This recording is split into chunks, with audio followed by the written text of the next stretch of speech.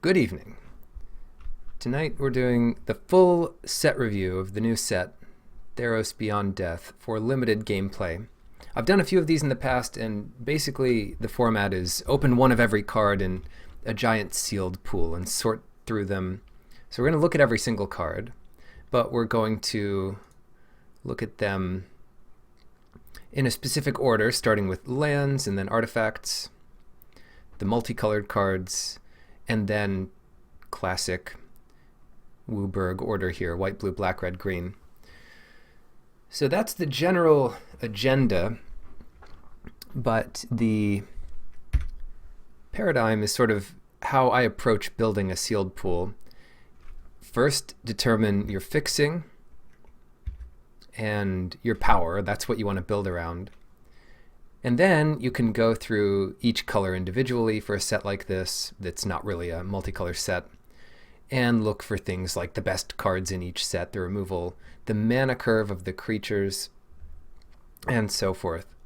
So that'll be the agenda for today. Even made this nice little PowerPoint slide to do it.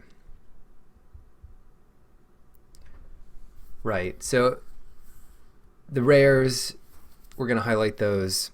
We're going to separate the creatures from the non-creature spells and kind of classify the non-creature spells by their usefulness. The best cards will usually be removal, and we'll kind of sort them out as we review them. So it'll all be very visual and nice. And we'll start with the lands. So first thing worth mentioning here, we've got kind of the basic lands.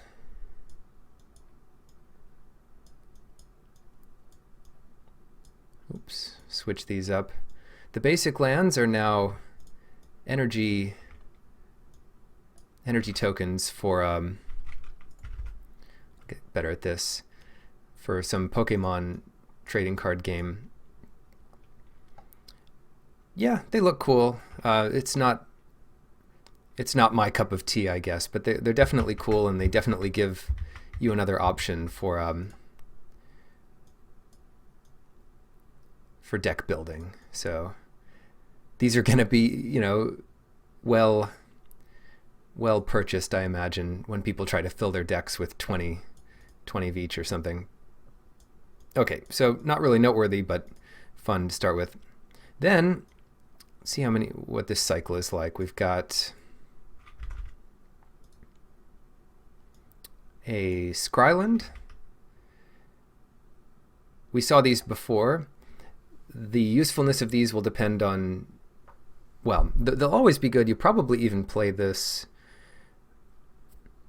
off color if you're just white or blue, but not both. But it's really nice if you're splashing a powerful card from another color. Hi, Pearl. Glad you could make it for the review. So we'll keep it in mind. It is rare, and it is something we saw before. All right, Field of Ruin. We saw this one before too. Solid uncommon, cool new art, so that might be sought after. Destroy a non-basic land an opponent controls, and then each of you search for a basic into play, untapped. So you don't really lose a land off of this, and neither does your opponent, and it probably isn't going to be any good for limited, because so few non-basics are going to be here. Depending, I mean, we haven't seen any of them. This is my first time seeing most of the cards. Unknown Shores, not great, but better if you need some fixing. Temple of Deceit in the Scryland cycle. I'll leave that there. Temple of Malice, Scryland cycle. So it looks like these are all the allied colors, just as they were printed last time in Theros. So nothing too crazy going on with the colors yet. Temple of Abandon. It is worth noting that in these sets they are trying to get all of the cards from the set, or from the plane, I guess, into one set. So you're more often going to have a cycle of 10 cards than 5 and 5, let's say, for for a two set block. Anyway, so there, one more of these. That's Temple of Plenty, which is plenty good. Yeah, again, these rare scry lands, when they come up, they're fine. They're probably pretty high picks. And the one we haven't seen yet is Temple of Scophos. So yeah, Field of Ruin is not going to be playable, but it's a reprint for standard or something. Sideboard option, I suppose, if your opponent has a Labyrinth. Labyrinth looks good. Remove target attacking or blocking creature from combat. It doesn't untap it, like some of the other similar things. And this doesn't come into play tapped, but it does add colorless. So I think in a 2-color deck, you're going to want one of these. Yeah, pretty solid. So I think these are, about uncommon quality lands, maybe a bit better. Unknown Shores you probably want less often, but we'll see the multicolor cards. Field of Ruin almost never. And then Labyrinth. Labyrinth could be a solid playable. And of course, jam these, first pick your foil swamps. I don't know if these are the only lands printed for this set. It might be the case. In which case, it's the first time since a Masters set that they aren't including basics. So okay, that's the lands. Let's move on to artifacts. We start with Altar of the Pantheon. Okay, so let's get used to this. We're going to separate these things into creatures, and I guess vehicles can be creatures for now. There might not be many artifact creatures, but there must be some. So we are going to... Okay, there's one. Yeah, not an artifact set. Unlike Throne of Eldraine, which did have a lot of good artifacts, means this will less likely be a monocolored set. Despite Devotion, it was easier in Throne of Eldraine to make a monocolored deck because there were so many good artifacts that paid you off for being monocolored. So you could be any monocolored deck and play a bunch of those. Anyway, common here, 1/3 for 3 flying. That's pretty good. When it enters Scry 1, I don't know if this is busted. It would be busted, I think, if it cost 2. So it'll just, if you didn't get enough good 3-drops or you need flying or something, I think that's pretty good. Uncommon vehicle, the only vehicle in the set. First strike, trample, haste, 3/3, crew for 1. The haste is nice. How good is this, though? First strike, trample, and haste. Vehicles are hard to play around.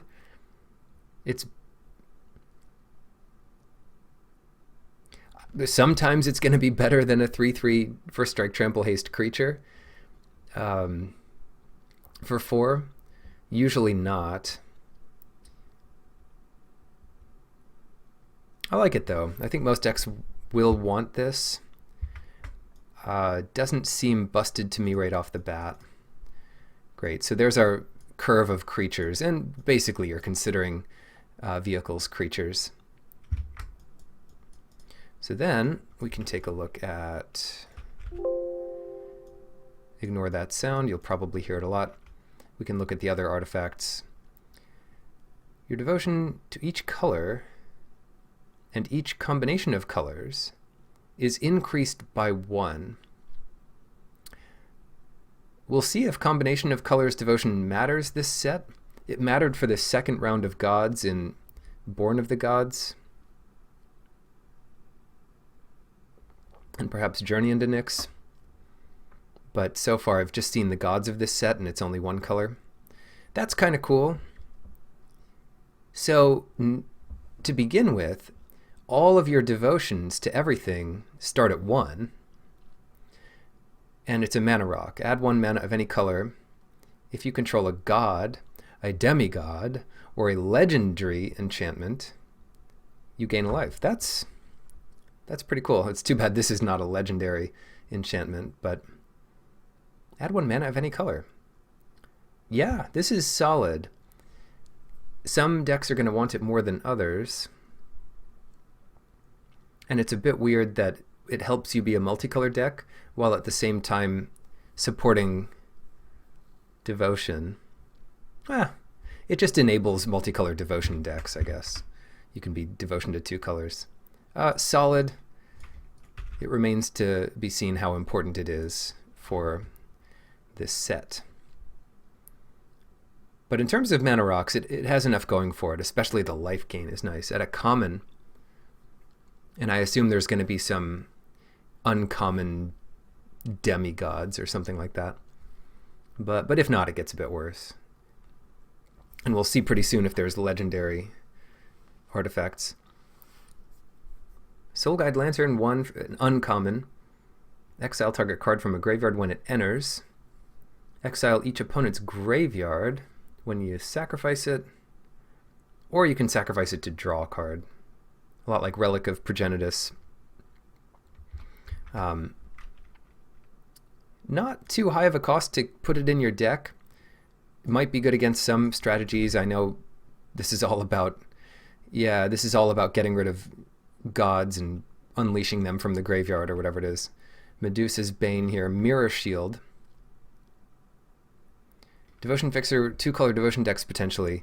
Yeah, for sure. And a lot of the devotion payoffs are sort of like, you don't need 5 devotion to it for it to be good. But we'll see more of that. But yeah, I think typically most decks are going to be 2 colors, even with devotion payoffs.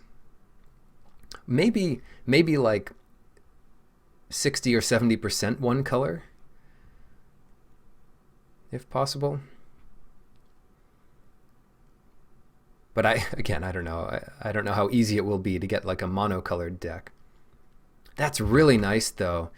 If you have a nearly monocolored deck and want to splash something, Altar does not slow you down at all.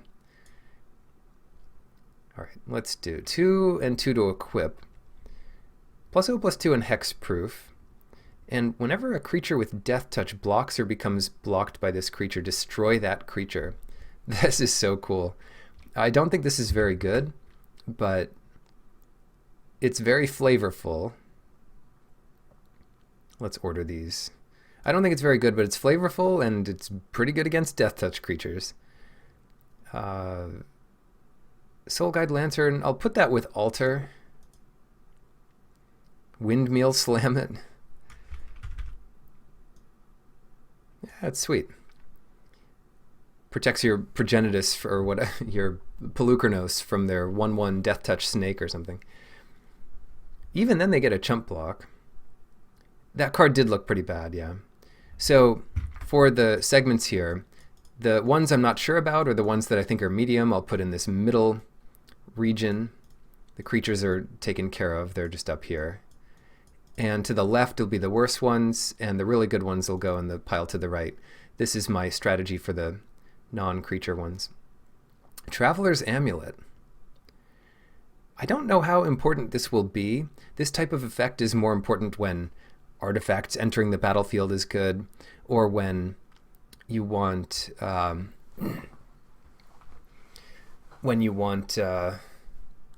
something to leave the battlefield or get sacrificed or something.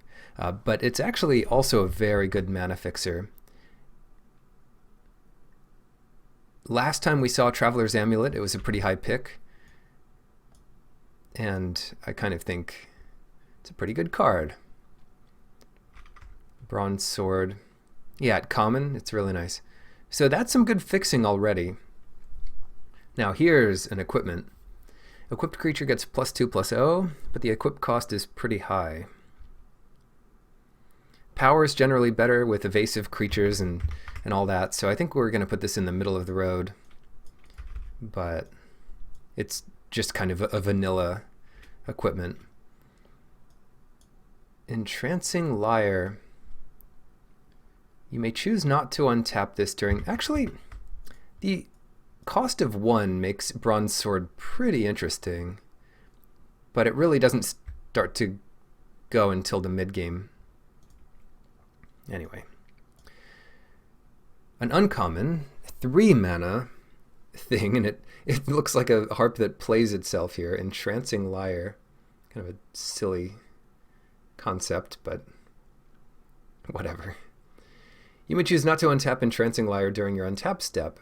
Tap target creature with power X or less. It doesn't untap during its controller's untap for as long as Entrancing Lyre remains tapped. Power X or less. Just be careful for pump spells, because you might waste a lot of mana and time on this.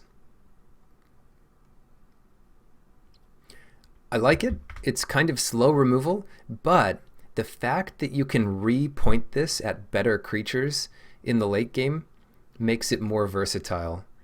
I'm hesitant to put it in the best category because of how clunky it is. Power. You might have to use 7 mana to tap their 4 power thing. It does tap it though. So I think you'll want the removal in your color first, but Lyre's not actually bad. I think it's playable. I think so. Hard to evaluate though. I haven't seen something like it. It's not aggressively costed. They could have made it cheaper to bring into play, but I think they realized how powerful it was and made it 3. Equipped creature gets +1/+1 and has trample and lifelink. One more note about it. The slower the format is, the better this will be. Oh gosh. The slower the format is, the better this will be, because it just deals with their best creature every turn. Oops, yeah, sorry about that sound. Shadow Spear. Now here's the aggressively costed equipment. A lot of equipment. And it's legendary, so it helps your other thing. It's a no-brainer. Oh no, is that because it like makes you discard cards? It looks sweet. This would be awesome in foil. Gets +1/+1 and lifelink. That's what does it. This is like your Loxodon hammer. It equips for 2, and then I assume this is upside. Permanents your opponent's control lose hexproof and indestructible. Yeah, easily first pick. I think this is our best card yet. We're gonna make a new category for it, the Shadow Spear category. It just makes every single creature you have into like a game-winning bomb, unless they have something way bigger. Yeah. Look out for your enchantment and artifact removal, for things like that. Equipped creature has flying. Sacrifice Wings of Hubris. Don't fly too close to the sun. Equipped creature can't be blocked this turn, but sacrifice it at the beginning of the next end step. So this is like the ability High Flying, where you can't be blocked by creatures with flying. You can only be blocked by creatures with high flying. You should. This would have been really flavorful, but hard to manage. If you were flying with Wings of Hubris, you should be able to be blocked by a creature that did the same thing and flew too close to the sun. You could intercept, and then, yeah, that would have made this the best. Giving a creature flying is not awful, but hard to evaluate. It really depends. Let's check it out, the flavor text. It really depends on what creatures there are and how important flying is. Dalikos' invention worked until it didn't. Yeah. Well, we gotta start somewhere. This is my vote for like the saddest art in the set. It could have been so good, but they added all these flames to this lotus that it just didn't need. It just didn't need these cartoon flames, because everything else about this art is so beautiful. 4 mana, enters tapped, and then adds an amount of mana equal to your devotion to that color. I think this card is awful. This is like, never pick this. Unless this set is like way weirder than I think. Like every deck is trying to ramp out their 8 mana Haymaker. Is it still first pickable? No, I don't think you ever want this. Like if you want it, you'll know you want it. Sorry. The problem with it is if they wipe your creatures, it adds nothing. Like it's 4 mana, it untaps, and then if you have a board, you should already be doing well. Some decks might really want it, but in a typical set, I don't think you want it. So it'll vary widely, but generally I just want to do what I'm doing and not have to rely on that.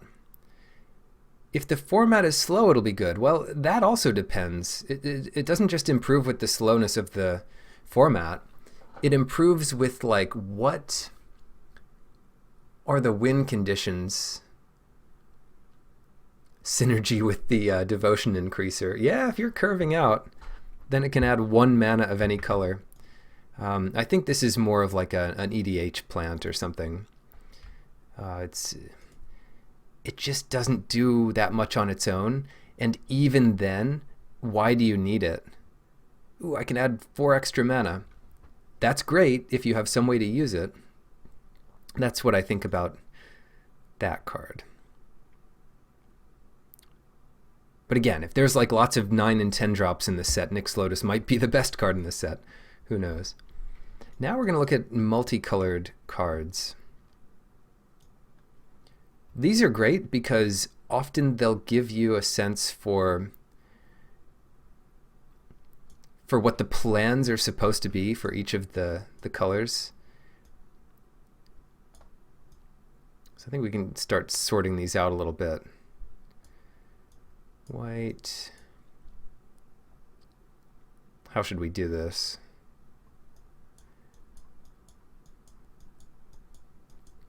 The least efficient way possible.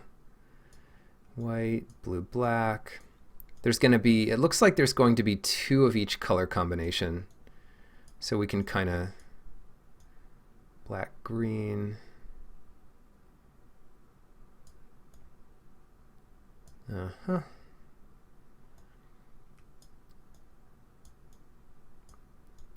Bear with me. I know what I'm doing.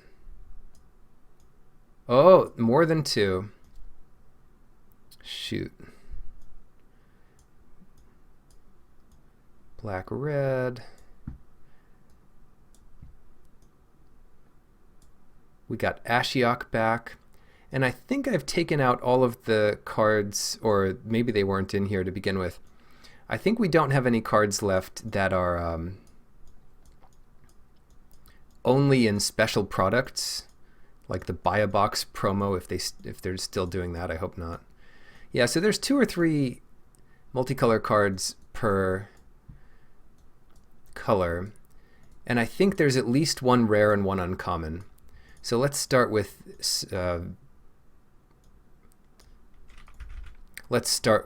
Azorius, for lack of a better word.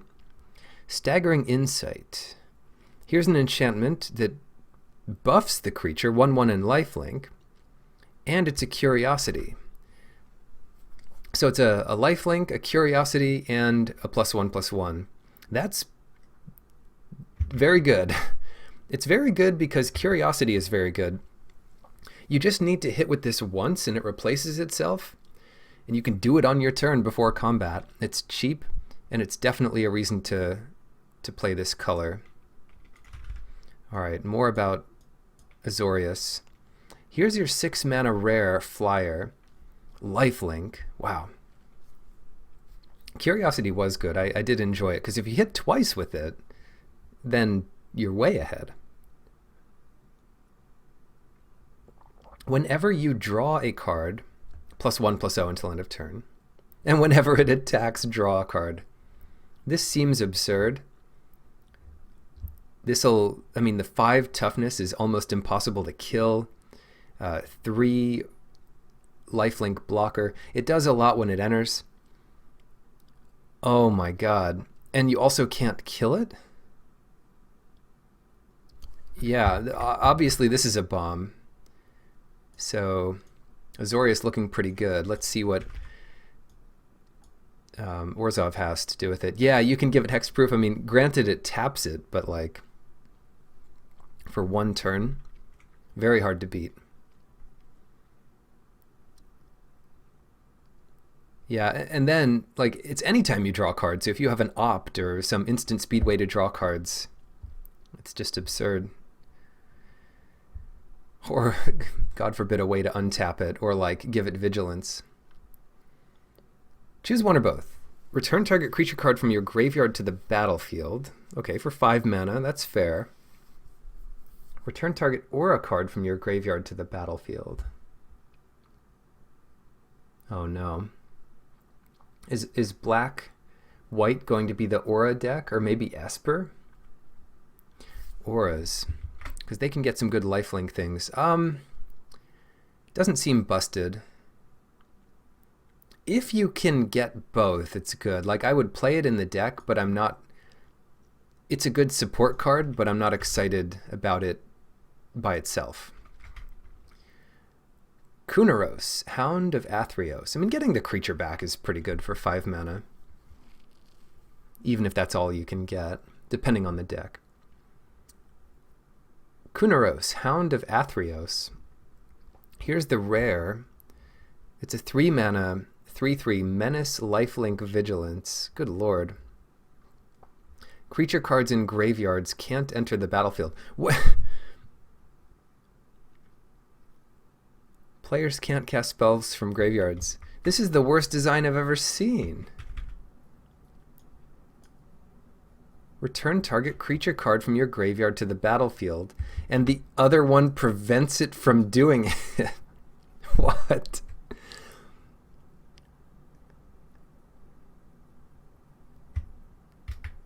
But still very good. Probably up there with Dream Trawler just because of how efficient it is. I mean, obviously it's good. Just have a way to sack it if you want to do anything with it. Ashiok. Maybe, yeah, maybe there's some kind of interplay there, but to have those in the same color seems kind of like an oddity. +1, create a 2/3 Nightmare with no drawback. Whenever this creature attacks or blocks, each opponent exiles the top 2 cards of their library. You can keep making these as a +1? I thought Dream Trawler was good. This thing is out of control. Okay, actually, we're gonna make a new category here. This Hound is really good. Dream Trawler's way better. Return target non-land permanent to its owner's hand. Then that player exiles a card from their hand. Oh yeah, Ashiok is back for sure. This card is not pulling its punches. This is no joke. You may cast up to 3 face-up cards your opponent's own from exile without paying their mana costs.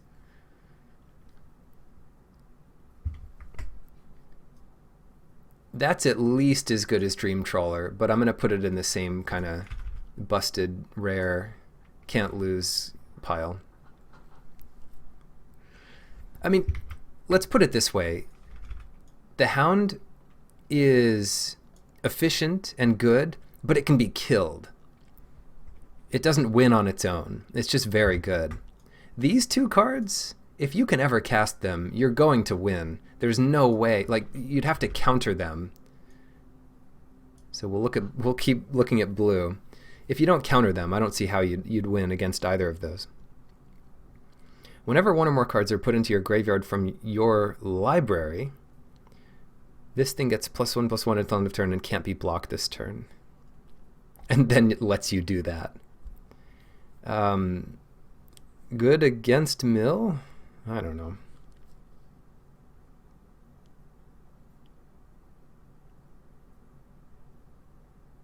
I guess I don't get it, but I think it's fine.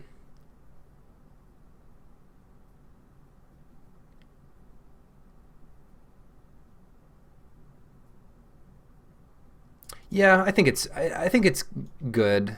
It's probably worse than Staggering Insight, but it's better than Rise to Glory. Atris, Oracle of Half-Truths. Menace 3/2 for 4. That's usually good if it wasn't 2 colors. But then what else? When it enters, target opponent looks at the top 3 cards of your library, kind of a fact or fiction. Separates them into a face-down pile, face-up pile. Put one pile into your hand, the other into your graveyard. Cool.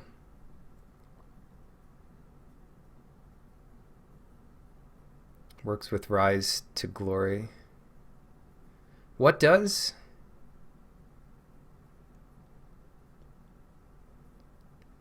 Atris, Oracle of Half-Truths. Yeah, this is always a fun mini-game to choose what's going on. It's just upside for you. It's better than drawing a card, the card before it.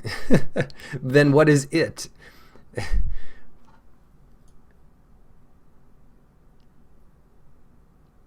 Rise to Glory. Anything that, Devourer of Memory is good with Rise to Glory because it fills your graveyard. Yeah, makes sense.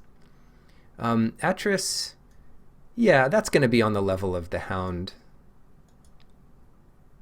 Very good. Maybe not quite as good as the Hound. I think the Hound's better, but I think it's on that level. Maybe Staggering Insight is up there too. I don't know. Look, this is more about seeing the cards than ranking them perfectly. Mischievous Chimera. 2/2 flyer for 2. And then it kind of scries eventually. I don't love it. We'll put that with Devourer. It's a great payoff if you're in the colors, but it's not a great reason to be in those colors, if that makes sense. Maybe it is. It's pretty aggressive. Dalikos, Crafter of Wonders. 3 mana for a 2/4. Okay. Equipped creatures you control have flying and haste. Nice. And it adds 2 mana to cast artifacts and activate artifacts. I like it. Solid. Not quite game-winning on its own. They nerfed during your opponent's turn cards.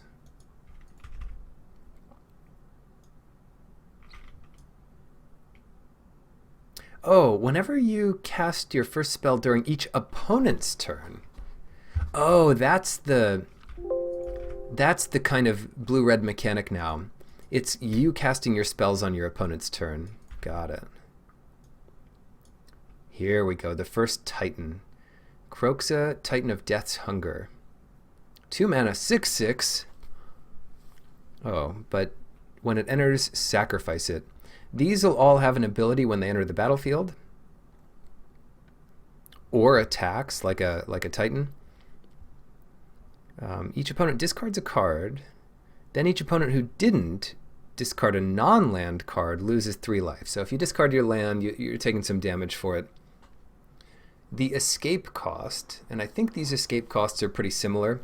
They're all going to be exiling 5 other cards from your graveyard, which it's 1/8 of your deck. I mean, that's a lot of cards. And then you pay some cost. And then it enters again. You don't sacrifice it, and then you can attack. So it should end the game very quickly once you have it out. But a 6/6 is killable. Yeah, that's pretty good. Not up there with Dream Trawler or Nightmare Muse, but definitely a lot of value and good late game potential.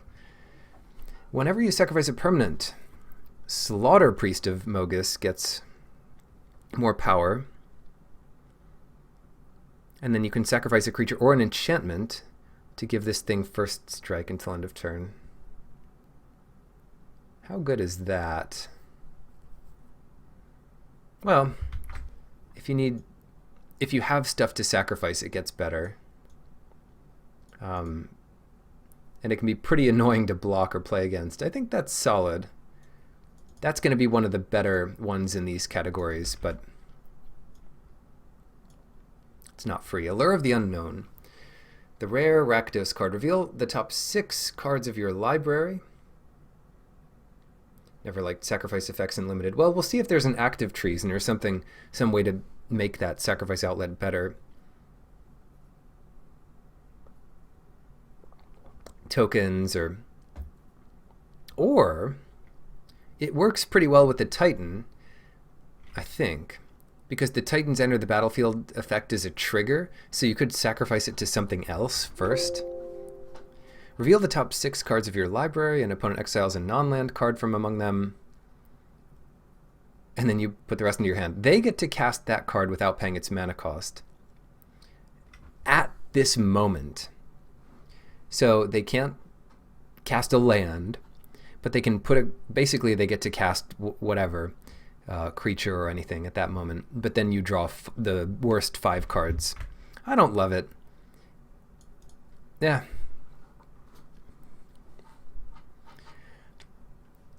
I think it depends on how good the cards in your deck are. If they're all about the same level, I avoid stuff like this. It's cute and cool, but I don't know. Is that really what Rakdos is trying to do? Who knows? The Simic Titan. Oh, wait, hold on. Let's do this in order still. Yeah, please play my best card. Acolyte of Affliction. 2/3 for 4. All right, what else does it do? When it enters, put the top 2 cards of your library into your graveyard. Then you may return a permanent card from your graveyard to your hand. Okay.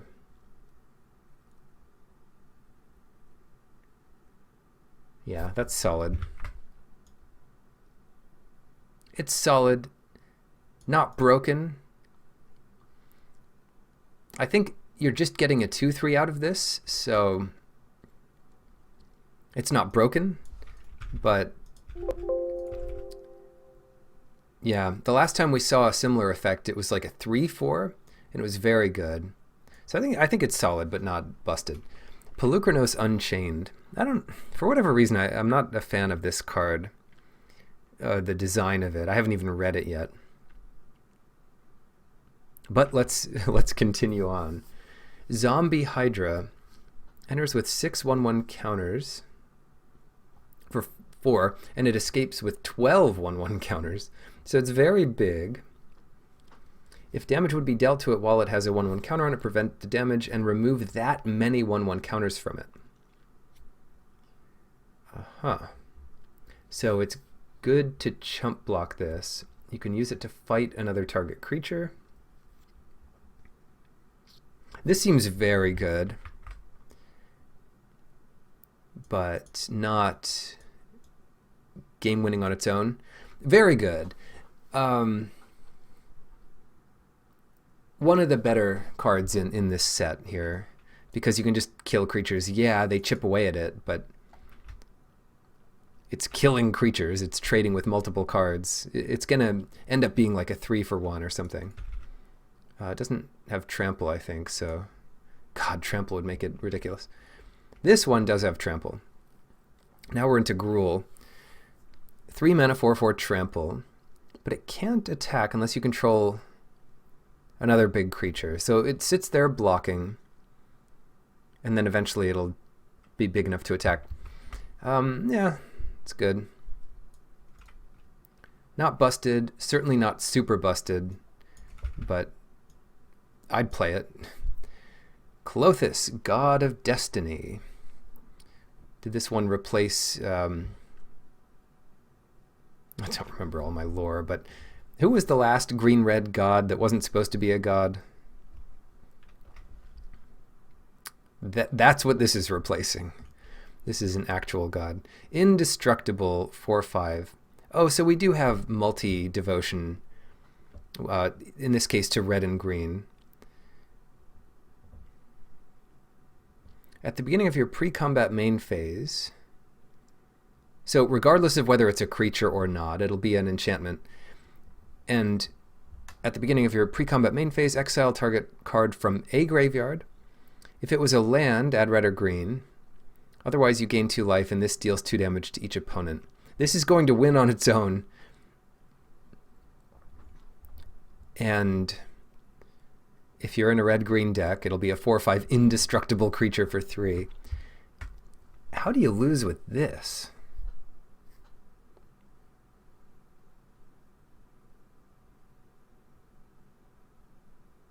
Exile target card from a graveyard. You will potentially run out of cards in the graveyard.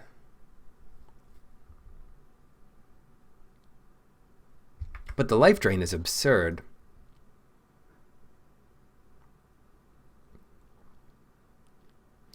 This is almost in the best category, but I think it's just a very, very good card.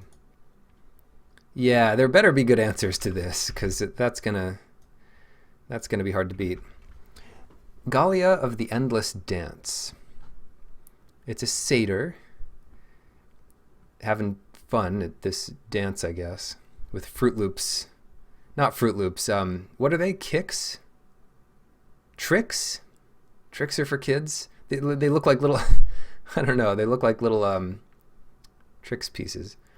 Gallia of the Endless Dance. Haste 2/2. Other satyrs you control have +1/+1 and have haste.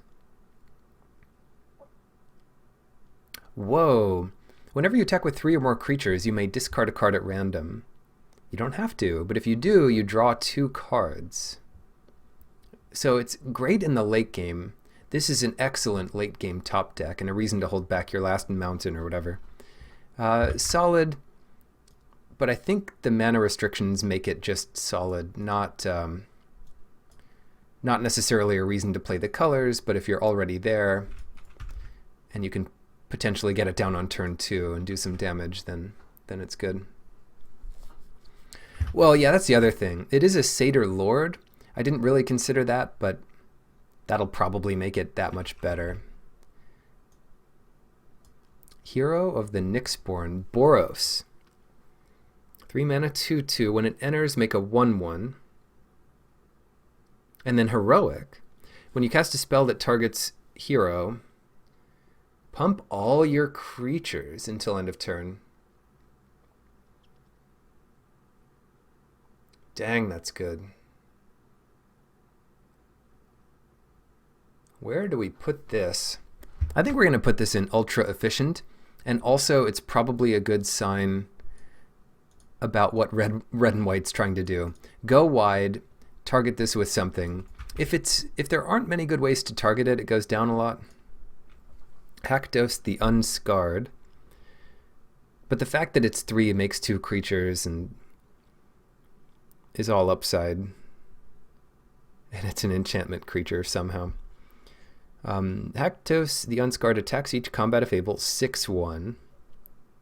Protection from each converted mana cost other than the chosen number, the Achilles heel. Yeah. The trick is here, if you can, I don't know. Yeah, it seems awful. I mean, it seems great, actually. The Haktos card is so straight. It basically just has protection from everything.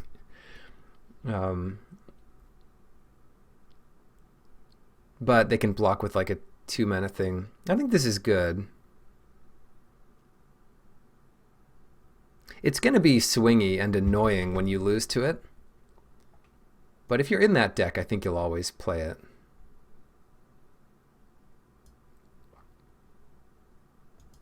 People will debate how it works. I think it's pretty clear how it works, but I could be wrong. Siona, Captain of the Pyleus. 3 mana, 2/2 again. It's not super obvious, but I think people will figure it out. Protection from converted mana cost. Dies to any token.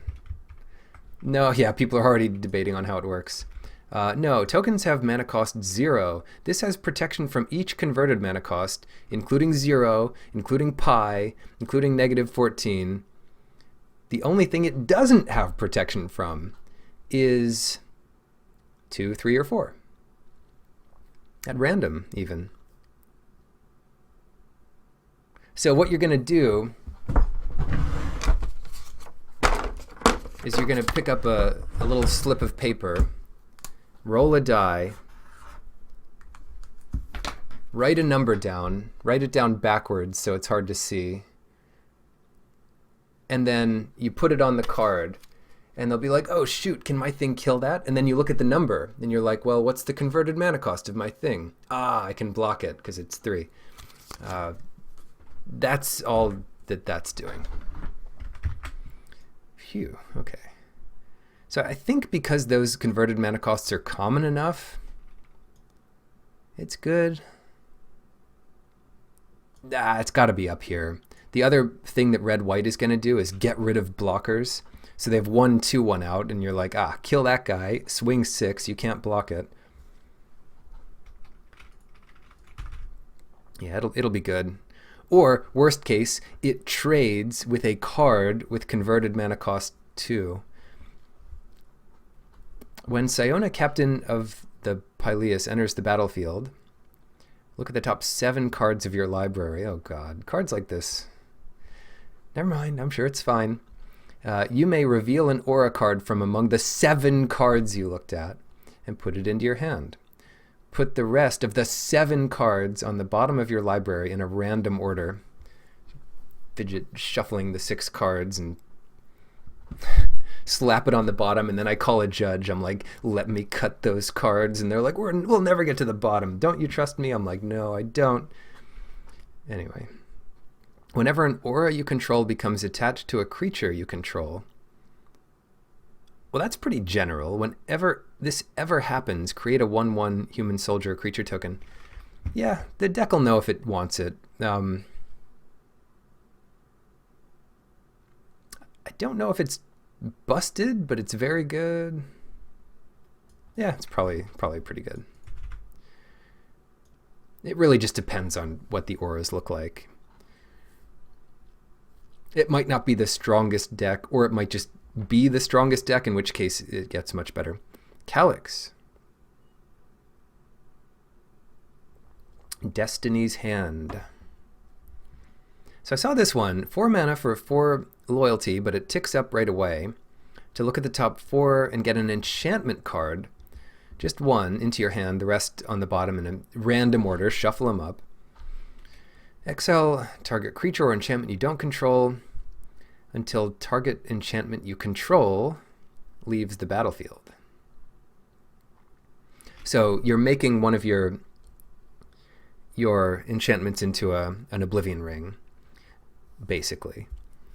And this is only good if you have a bunch of enchantments in your deck. But I think that'll be pretty easy to manage given how many of the creatures in the set are enchantments. Yeah, this is up here. Because it's a planeswalker that starts with 5 loyalty, can be really useless. Yeah, it can certainly do less than nothing, but I think it's easy enough to get a bunch of enchantments, especially in green-white, that I'll give it a pass here. Obviously, if it's pack 3 and you're not doing that, pass it. Bronzehide Lion. 2 mana, 3/3. Yeah, I mean, of course it can be really useless. But I think it'll play well in this set because of how many enchantments there are. That's what I think. Could be wrong. Bronzehide Lion. Let's give a number. So let's say you have 8 enchantments in your deck. 1 out of 5 cards. You can plus it up. You don't have to find anything. 2 times of plussing it will get you your first enchantment and draw you a card. If you're behind, it's a 4 mana card that like only serves to draw cards each turn or to look at cards each turn and find the thing. Like if you don't have them, you're more likely to find it. And if your deck is that devoid of it, then you shouldn't really have it in your deck to begin with. But if you do have something like 10 enchantments, or God forbid any more than that, it becomes very good. But yeah, it'll just depend on the set and your deck. Bronze-Eyed Lion, 4 mana, gain 5 life. Yeah, even if you had no enchantments, they'd still waste their time killing it. So the Planeswalker effect. Gains indestructible until end of turn. And it can affect the board if you already have some kind of creature. And then when this dies, it comes back. Whoa. Loses all of their abilities. I don't know how this works. Does this give the creature +3/+3? I don't think so. I think it just enchants the creature and gives it Bronze-Eyed Lion's ability to become indestructible. So very efficient, very good. Pretty cheap activation. Gonna be annoying to play against. Yeah, it's somewhere between these two, but I think it's good enough. It's a good enough payoff for green-white that you include it. And it becomes an enchantment for Calyx. So there you go. All right. Uro, another Titan. Yeah, I think that's right. It becomes an enchantment that gives it its ability, and that's fine. Titan of Nature's Wrath. When this comes in, you gain 3 life and draw a card. You explore and gain 3 life. Explore, not quite explore, but you can put a land onto the battlefield that doesn't count towards your land drops for the turn. Kind of like explore. Exile 5 other cards from your graveyard. Yeah, so all of the escape costs are similar. And then you'll do that again. So this is kind of insane. If you could only ever do this once, I think it might even be playable. Sorcery speed, 3 mana, gain 3 life, draw a card, ramp a bit. And then later in the game, it's a 6/6 that wins on its own. That's going to be a tough one to beat. It's way better than Calyx, I think. Oh, God. Yeah, I think even without the escape, it's okay. But the fact that you're also drawing a 4 mana 6/6 later in the game that does the same thing, that seems absurd. It's not quite up here, especially since it looks like the graveyard can be attacked. I don't know. It might be up on that level. You just have to play with it a bit to find out. Enigmatic Incarnation.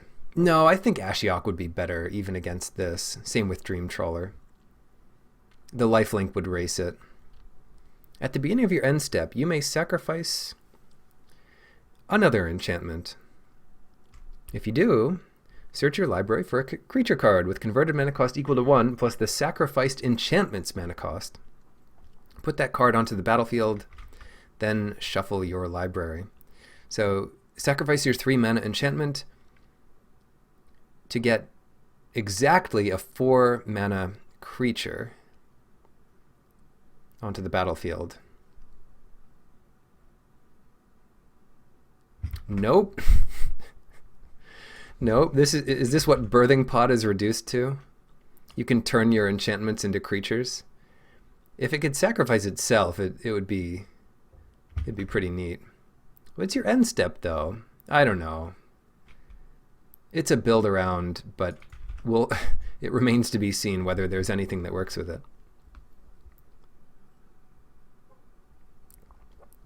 Eutropia, the Twice Favored. Pretty cool. 3 mana, 2/2. Constellation, that's like the landfall for enchantments. Put a 1/1 counter on target creature. That creature gains flying until end of turn. The permanent advantage to the creature. Yeah, and you can target itself. That's gonna be real good. And it gains flying. I think it starts a little small, but it gets out of hand pretty quick. All right, so we have a lot of these. They don't seem to have all-in strategies. I guess Simic is Constellation. White-green is auras, so those kind of work together. But 3-color decks are going to have some synergy, it looks like. Esper seems to have synergy. Most of the colors deal with enchantments, so it's not really unique to a color.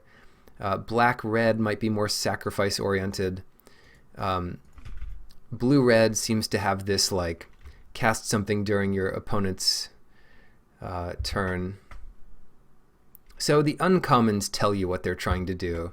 Blue-black is trying to mill itself. What else do we have here? That's the rare one.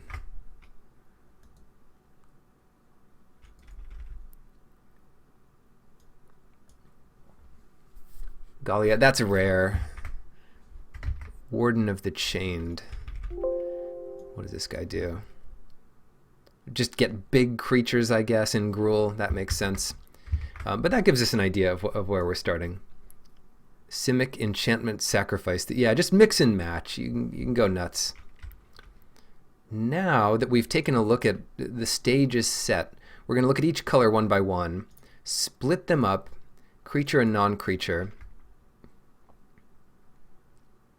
and lay out the curves. Another thing I want to do is separate the commons from the uncommons and rares, just to see what the curve really looks like. I mean, if there's 4 uncommons and rares at the 4-drop slot, maybe that's not so common after all. Calyx is worse than Tybalt. Tybalt is great. Sunmane Pegasus. Gains Vigilance and Lifelink until end of turn. 4 mana 2/3 flyer. Often white will get a 3/2 flyer. But Lifelink and Vigilance makes this pretty good. Last time we saw a really good card, it was a 4 mana 2/4 just Lifelink. This is a bit worse than that, I think. But 2 mana is not that much to spend in the late game, and the Lifelink can really catch you up. You can also give it Lifelink on defense. So I really like Sunmane Pegasus. Taranika, Akroan Veteran. 3 for a 3/3 Vigilance, heavy white. Untap another, when it attacks, untap another target creature you control. Until end of turn, that creature has base power and toughness 4/4 and gains indestructible. So usually that's going to make something bigger. It could be a token. And now it can't die. And it sort of gives it vigilance. Obviously very good, and definitely what the deck wants to be doing. So you've been attacking with a 2/1 for the game. They finally get a blocker for it. And now they can't block your 7-power mini army.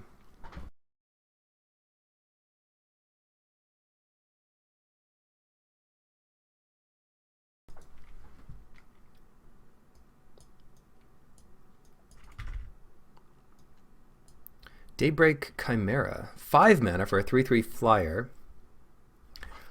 And it costs X less for your devotion to white.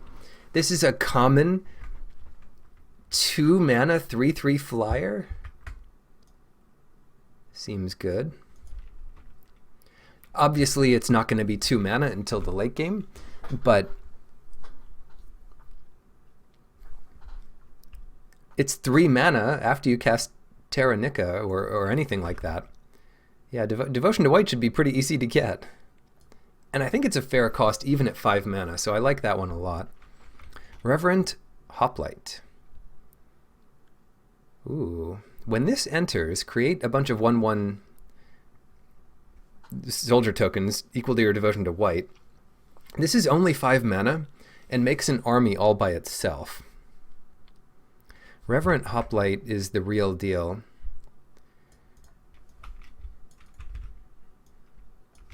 Nyxborn Courser, a way to fuel your devotion to white at the same time as making an enchantment.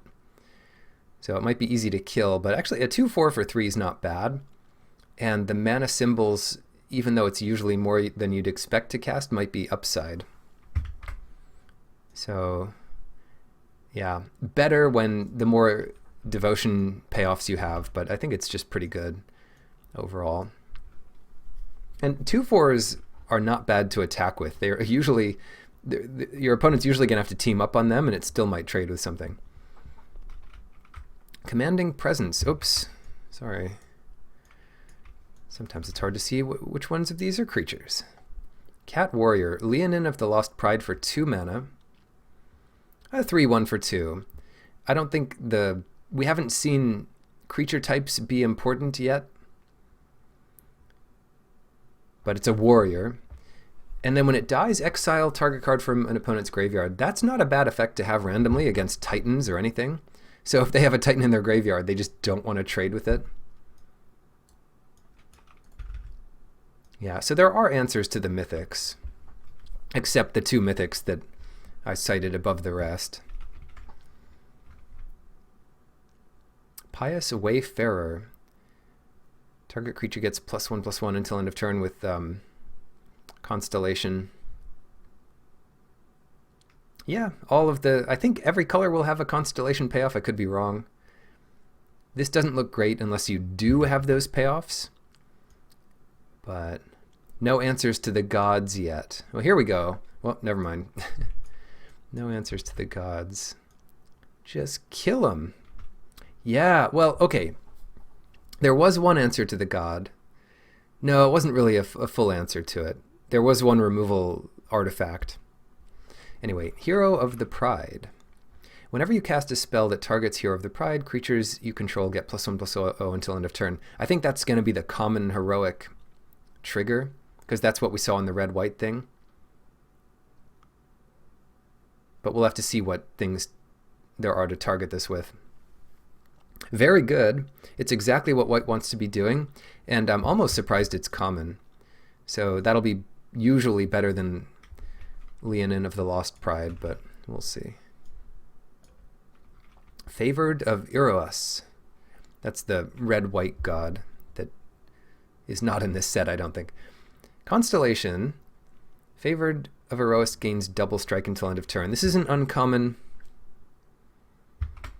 I think it's more of a build around than anything. I don't love it on its face, but if a lot of your creatures happen to be enchantments, or if a lot of your heroic activations are because of auras, then it does get better.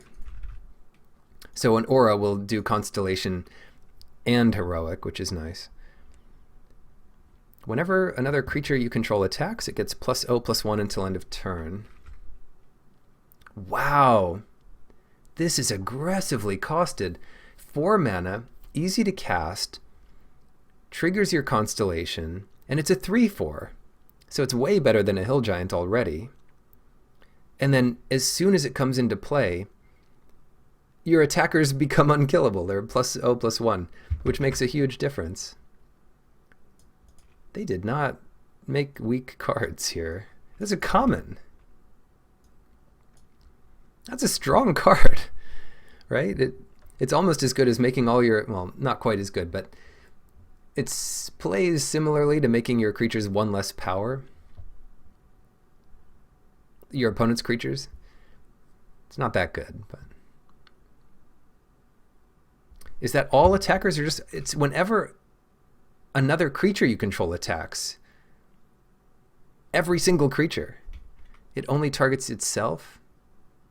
No, it. It refers to the creature. The creatures you attack with get more toughness. I'm positive that's what this means. 99% positive.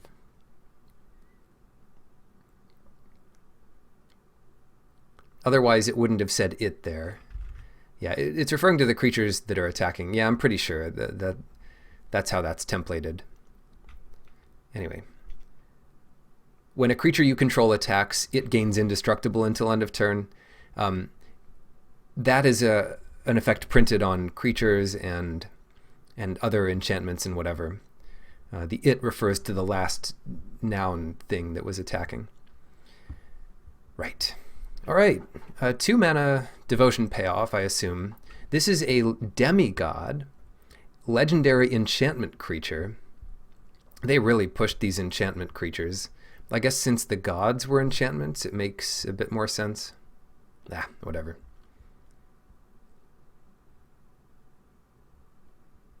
Go wide. White-red decks, big token swings on turn 4, 5, and 6. Yeah, we haven't seen the big token makers early. The big token makers are like 5 mana. So, yeah, we'll see. But there's going to be some draws better than others with the uncommons. So this is a 2/2 to begin with, and then when another creature you control enters the battlefield or dies, you gain a life. Yeah. There seems to be a lot of lifelink, especially in white, but that's going to lengthen the games. You really, despite how aggressive you are, you're really going to want to have a late game thing, like going wide and pumping all your creatures. Yeah, there's just a lot of incidental ways of gaining life. Pretty good. You definitely want to be able to cast this for it to be good, though. Ooh, a unicorn. A common 5-drop. Oh, whenever an enchantment enters the battlefield under your control, tap target creature an opponent controls. This is not an enchantment, despite the art looking enchantment-y. So it doesn't tap anything when it enters. 5 mana for a 4/4. It's kind of expensive for what it does. I don't love it, but it might play well. It's not something you're going to need a lot of. Here is an enchantment. Alseid of Life's Bounty, 1 mana, 1/1 lifelink. Sacrifice it. Target creature or enchantment you control gains protection from the color of your choice until end of turn. That's a really strong effect to have. The lifelink is not bad either. And the fact that it's going to be a creature to have in play early, counting to your devotion, and something to draw late to, get your last points of damage through. If it's making your creature unblockable, that's pretty strong. Or protecting it from removal. Good early, good late. Transcendent Envoy, 2 mana common. Aura spells you cast cost 1 less to cast, and this is an enchantment. Looks solid. 1/2 flyer, not awful, but in a deck going wide, it's a nice little evasive thing to pump. So I think that's pretty good. A lot of good 2-drops here. Here we go. Heliod, the Sun Crowned, 3 mana 5/5, but needs Devotion 5, and only counts 1 from itself. Whenever you gain life, put a 1/1 counter on target creature or enchantment you control, so including itself, even if before it's a creature. And then it has this ability to give all your creatures the lifelink. And for each creature that has the lifelink, that's another source of life gain, which is ridiculous, I think. It should really just count it all at once. But that's how it works. 3 1/1 lifelink tokens attacking, you'll get 3 triggers of life gain, even though you gain all the life at once. That's really good, but it's supposed to be, so no surprise there. And not too hard to get it into a 5/5 indestructible creature for 3. Lifelink cost is too low. Yeah, that's a lot of lifelink. Don't try racing white. That's the takeaway here. At least it doesn't have protection from white. When 3 mana, when Heliod's Pilgrim enters, search your library for an aura card into your hand. Hard to evaluate. Probably good. You don't want to load up on too many of this effect, but in the Constellation/Heroic deck, it might be an important thing. Let's see if you have 4 or 5 good auras.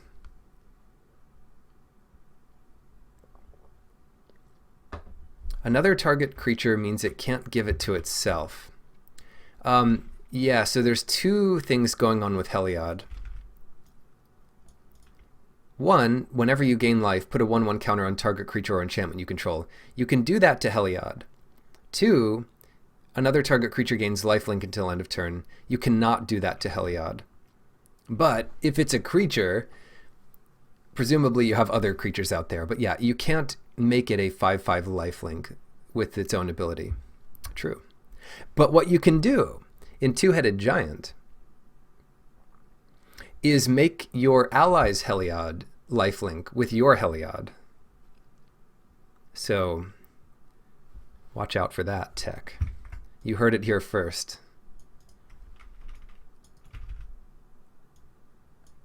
Hero of the Winds. Yeah, so it doesn't restrict, so you can give your opponent's creature lifelink if you want, if you need to target it.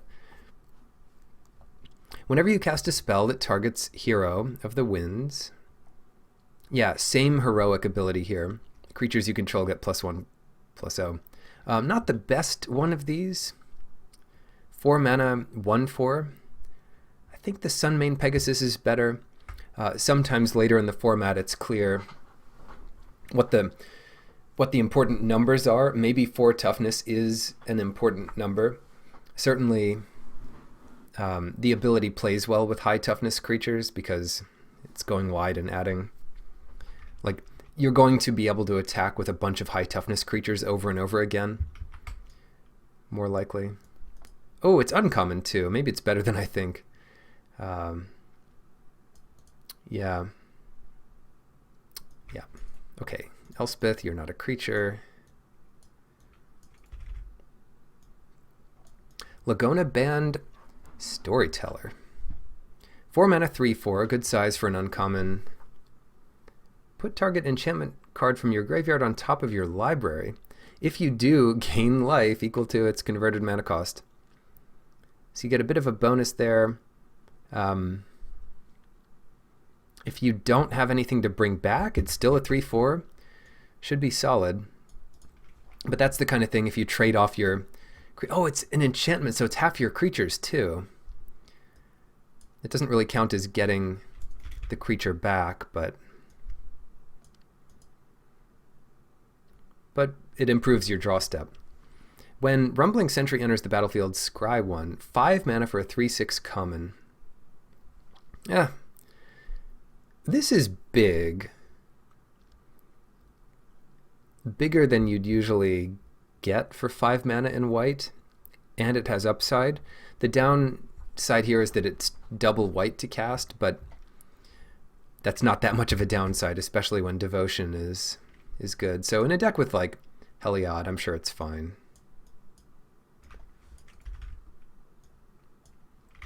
Dawn Evangel. The 2-drops are always more important to get than the 5-drops. Uncommon, 2/3 enchantment creature.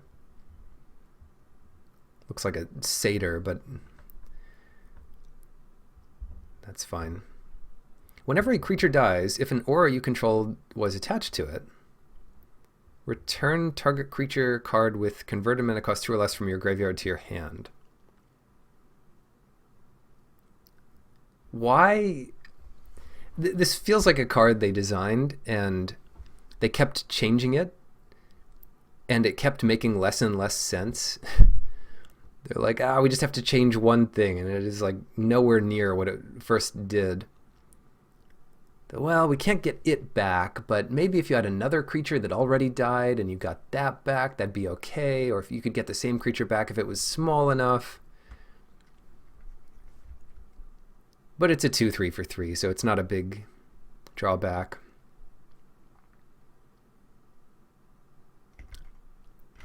Sure, go for it. Archon of Falling Stars. 6 mana, 4/4 flyer, not bad. And then when it dies, return an enchantment card from your graveyard right to the battlefield. That's really nice. It's our first expensive card. Is that it? Nope, we got another one here. We got Eidolon of Obstruction. 2 mana, 2/1 lifelink at rare, or first strike rather than lifelink. Loyalty abilities of planeswalkers cost 1 more colorless to activate. So, yeah, that'll really slow down Ashiok. Oh well, 2/1 first strike's good, but I don't think this is a super high pick or anything. You'd main deck it. It's not like a sideboard tech against planeswalkers. It's just, I don't know, maybe it's a constructed plant. But a 2/1 first strike's good enough that it's probably fine. And it's an enchantment creature, so it's even better than that, I guess. 4 mana, 3/4 lifelink flying, and gives all of your other Pegasi lifelink. Should have looked at this first. How many Pegasi were there? Oh, it makes its own Pegasi. Well, there you go. Constellation, create a 2/2 Pegasus with flying. So this wins on its own, even if you don't have any enchantments. And if you do have enchantments, then you kind of go nuts. All right, so that's the creatures. Yeah, it looks like a pretty aggressive curve. You're not going to necessarily want a bunch of 1-drops. There's plenty of good 2-drops. Daybreak Chimera is sort of the one you have to watch out for. This is going to most often come down on turn 3. Turn 4. Because, you know, if you're making it cost 3, it's usually because you played a 3-drop. But in rare cases where you go 1-drop, 2-drop, this can be your 3-drop.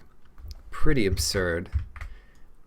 That's going to be like one of the better commons, I think. All the 2-drops are good, but the Hero of the Pride, the one that has heroic, is one of the better ones. So I'm going to put Daybreak Chimera down 1. Uncommons and rares and so forth. Either they're obviously good or sort of they might make sense with your deck. Yeah, basically just take all the chimeras and the cheap stuff. And that'll be a deck. All right, so we'll put those over there, and now we're going to sort these sort of in a pile like we did with the multicolor cards. Are they useful? And then are they broken? That's how you make it up a level. Are you useful? You make it up a level. Are you broken? You make it up a level.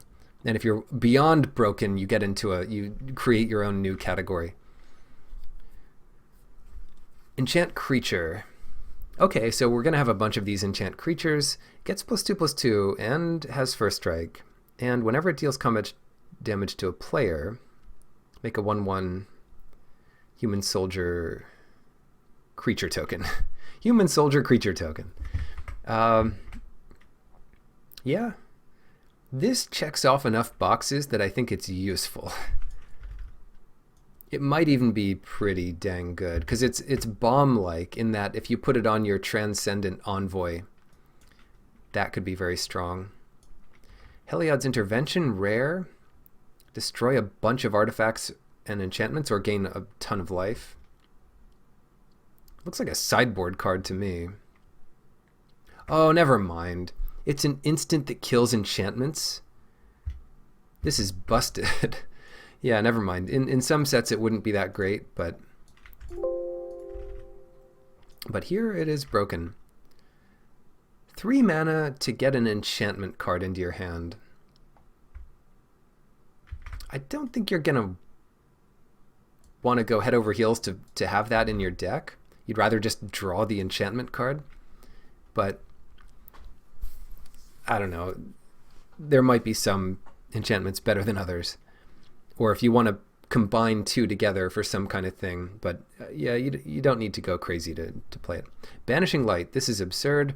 We've had this one before. It's an Oblivion Ring that doesn't target your own stuff. So it's really good. Phalanx Tactics. Targets a creature you control, so there's heroic. Each other creature you control gets +1/+1 until end of turn, so it's like double heroic triggers. Yeah, go wide in this And this really pays you off. Put that there with Commanding Presence. I think that's really strong. Banishing Light, pick over bomb rares. Well, it certainly deals with all the bomb rares, but I still don't think it's as good as the best bomb rares, because it doesn't win on its own. And even the best bomb rares are going to have an effect before you can use Banishing Light on them. Like Elspeth, for example. You can get value out of it before they have a chance to exile it. And then, the other problem with Banishing Light is you can remove Banishing Light. So you can get the best stuff back. Up to 2 target creatures you control each get +2/+1 until end of turn. All of the abilities are minus abilities.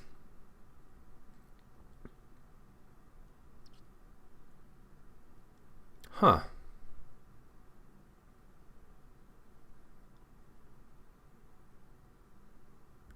You know what I didn't realize? You can keep escaping these. Whoa. One way to think about this, yeah, it can come back and it can keep coming back. When this dies the second time, you just need 4 more cards in your graveyard. This is like a pretty good anthem that you're not afraid of dying, and it can pump 4 power every turn pretty easily, or make a couple white human soldier creature tokens. I don't think this is ridiculously busted, but it's pretty powerful. It's better than Banishing Light. We'll put it on this level though. It's pretty dang good. Let's be real.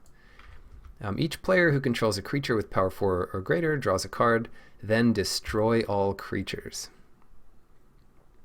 4 mana, destroy all creatures, and then it could draw your opponent a card, but it kills that powerful creature. And if you have 1 big creature and you're getting overwhelmed, it's good for you too. Birth of Meletus, uncommon, a 3-chapter saga that triggers Constellation. Search your library for planes into your hand. That's fine, 2 mana. Make an 0/4 wall, that's pretty good, and then gain 2 life. Plains, wall, gain 2 life for 2 mana.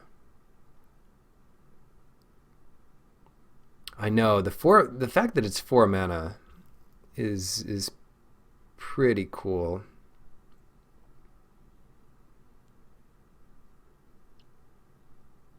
This card comes down to how important it is to have an 0/4 wall, I think. I'm not in love with it. I think the other cards we've seen so far are better. You definitely get a card's worth of value from it, but 2 life, it's an enchantment for Constellation. It replaces itself with a plains, and it's a gain life for whenever gaining life is important. And there's a couple cards that like that. Triumphant Surge, 4 mana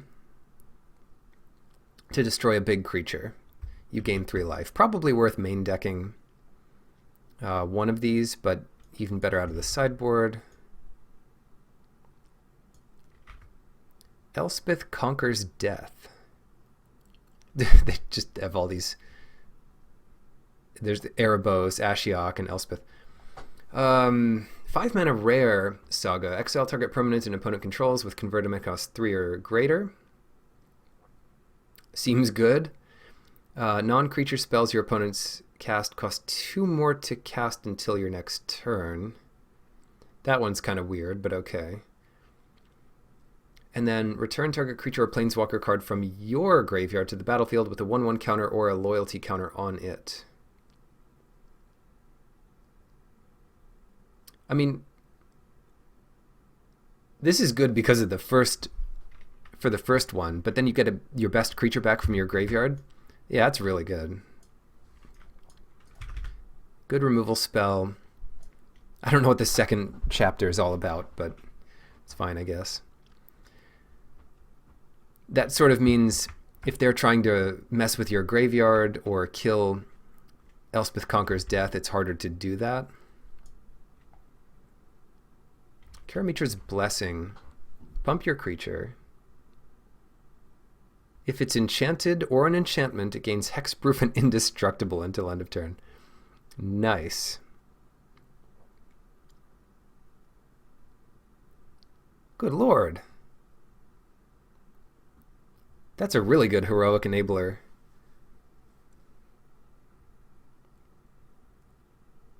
Yeah, I don't think it's completely busted, but I think it's solid. Anyway, revoke existence, exile, artifact, or enchantment. Solid. Yeah, not broken, but solid. It's a set full of them. Dreadful Apathy. Enchanted creature can't attack or block. Exile enchanted creature. There's an answer to a god. That's really good. That might even be up there with Banishing Light. Dang, white's got some good stuff. Yeah, anything that exile... Well, not everyone's going to have a god in their deck, but yeah. Sentinel's Eyes. Ooh, this has Escape. So a recurring source of heroic and constellation. I like it. 1/1 and Vigilance for 1. Yeah, it's not busted, but you don't need to make a high pick of it.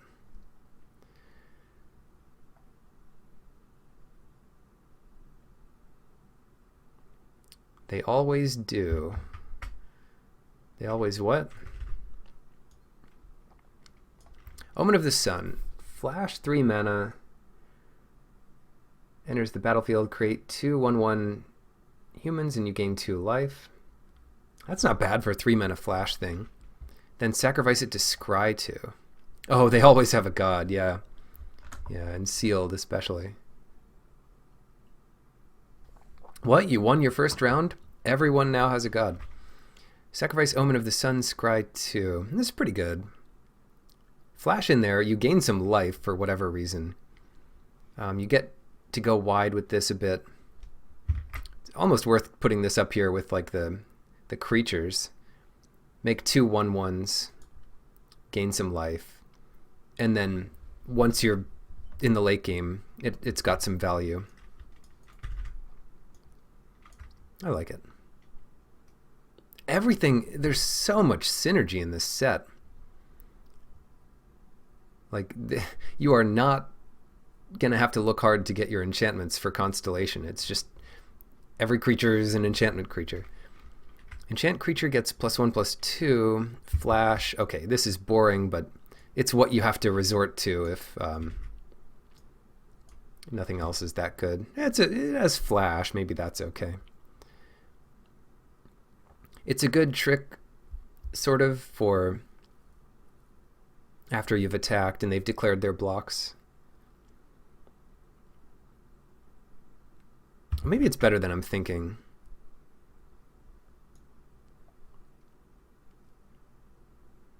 It's somewhere around there. The flash makes it really good. So it's a trick that stays in play and triggers everything. Heliod's Punishment. It's almost sad that so many of the cards in the set are playable, so you'll actually have to try harder to build the best deck. It'll be harder to make cuts. 4 task counters. Enchant a creature. Can't attack or block, but it has remove a task counter. I don't like this. Can't attack or block. It loses all abilities and has tap it to remove a task counter. So eventually they can break free of the punishment. Oh, but it loses all of their abilities. So it's a... What? So it's like an arrest that's 2 mana. It's a 2 mana arrest that triggers your constellation, but eventually they can break free. I don't love this one, but it has its uses, I suppose. It is actually, the more aggressive your deck is, the better it is, for sure. Anyway, Flicker of Fate. Exile target creature or enchantment, including your opponent's creatures and enchantments, and then return it to the battlefield under its owner's control. You can flicker one of their titans, and because it didn't escape, it has to be sacrificed, but it also gets its enter the battlefield effect again. Careful using it. It triggers Constellation. It can trigger Heroic. And it can save you from an attack.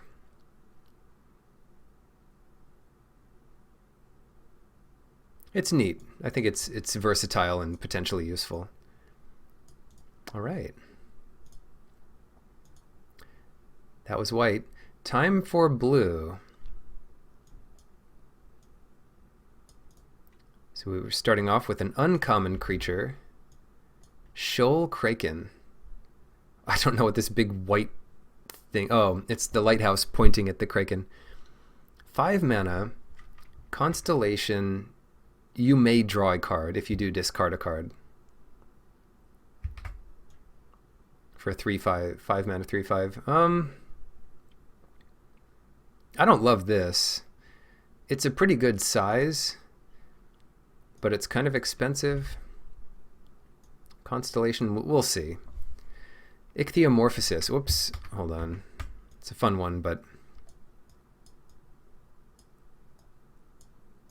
we're not there yet. Thassa. 4 mana for a 6/5 becomes creature when devotion is 5. At the beginning of your end step, exile up to one other target creature you control, then return that card to the battlefield under your control. So flickers, it gives things vigilance, and that can help your constellation or whatever. That's pretty good. And then you can use its ability to tap another target creature. So that's removal. Once you get a bunch of mana in play, you're going to be able to lock down the board, stop their pesky evasive creature from attacking, and so forth. Yeah, obviously it's good. I don't think this is one of the best gods or cards in the set, but it's nice. Definitely helps you win the late game. Oops, that's not what I'm looking for. Eidolon of Philosophy. Yeah, if you attack with a god and it's no longer a creature, its attack stops as well. It's removed from combat. Sacrifice. It will be tapped, though, if you'd already attacked with it. Sacrifice Eidolon of Philosophy, draw 3 cards. So 1 mana, 1/2 enchantment creature. 7 mana in the late game, draw 3 cards.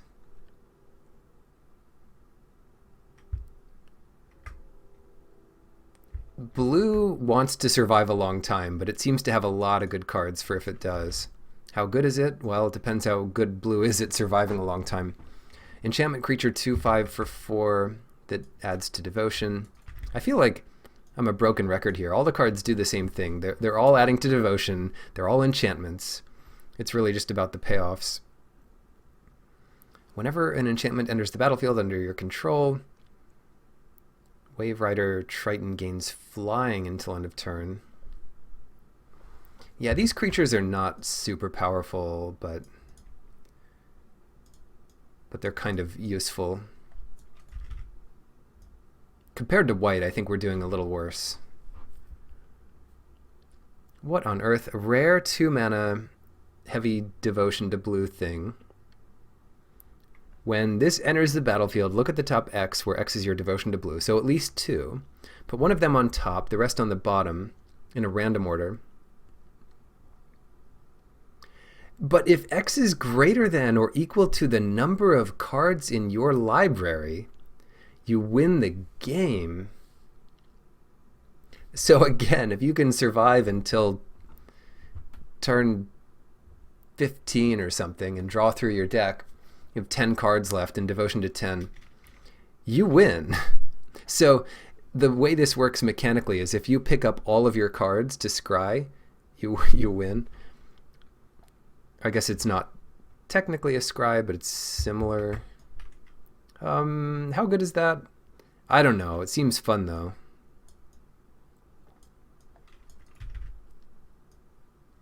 Towering Wave Mystic. Wow.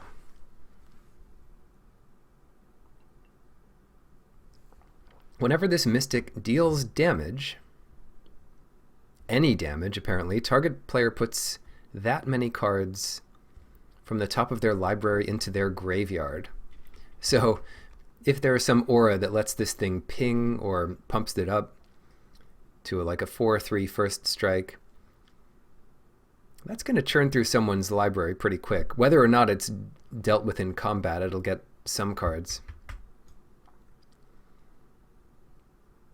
I think it's good, but... Oh, hold on. Target player. You can even target yourself. So if you mill yourself, Thassa's Oracle gets a lot better. Mill's going to be a bad idea in the set. Yeah, I don't think mill is supported, but I think self-mill might be blue-black's like win condition or something. Yeah, because the Thassa's Oracle definitely... That's going to be a fun win condition. That might be pretty powerful. Or maybe not. Maybe the games will be too quick. Tap target creature. It doesn't untap during... Sorry. This is not what we're doing. Get out of here. It looked like a dog. What can I say? Naiad of the Hidden... or of Hidden Coves. 3 mana 2/3. As long as it's not your turn, spells you cast cost 1 less to cast. So that's the red-blue kind of do stuff on your opponent's turn thing. But it's a 2/3. I don't love it. It is an enchantment, though, for those interested. Thrix, the Sudden Storm. 4/5 Flying Flash. Here we go. There's even the Centaur back there like, oh no, not this guy again. Spells you cast with converted mana cost 5 or greater cost 1 less to cast and can't be countered. That doesn't include itself, obviously, but it would include its brother.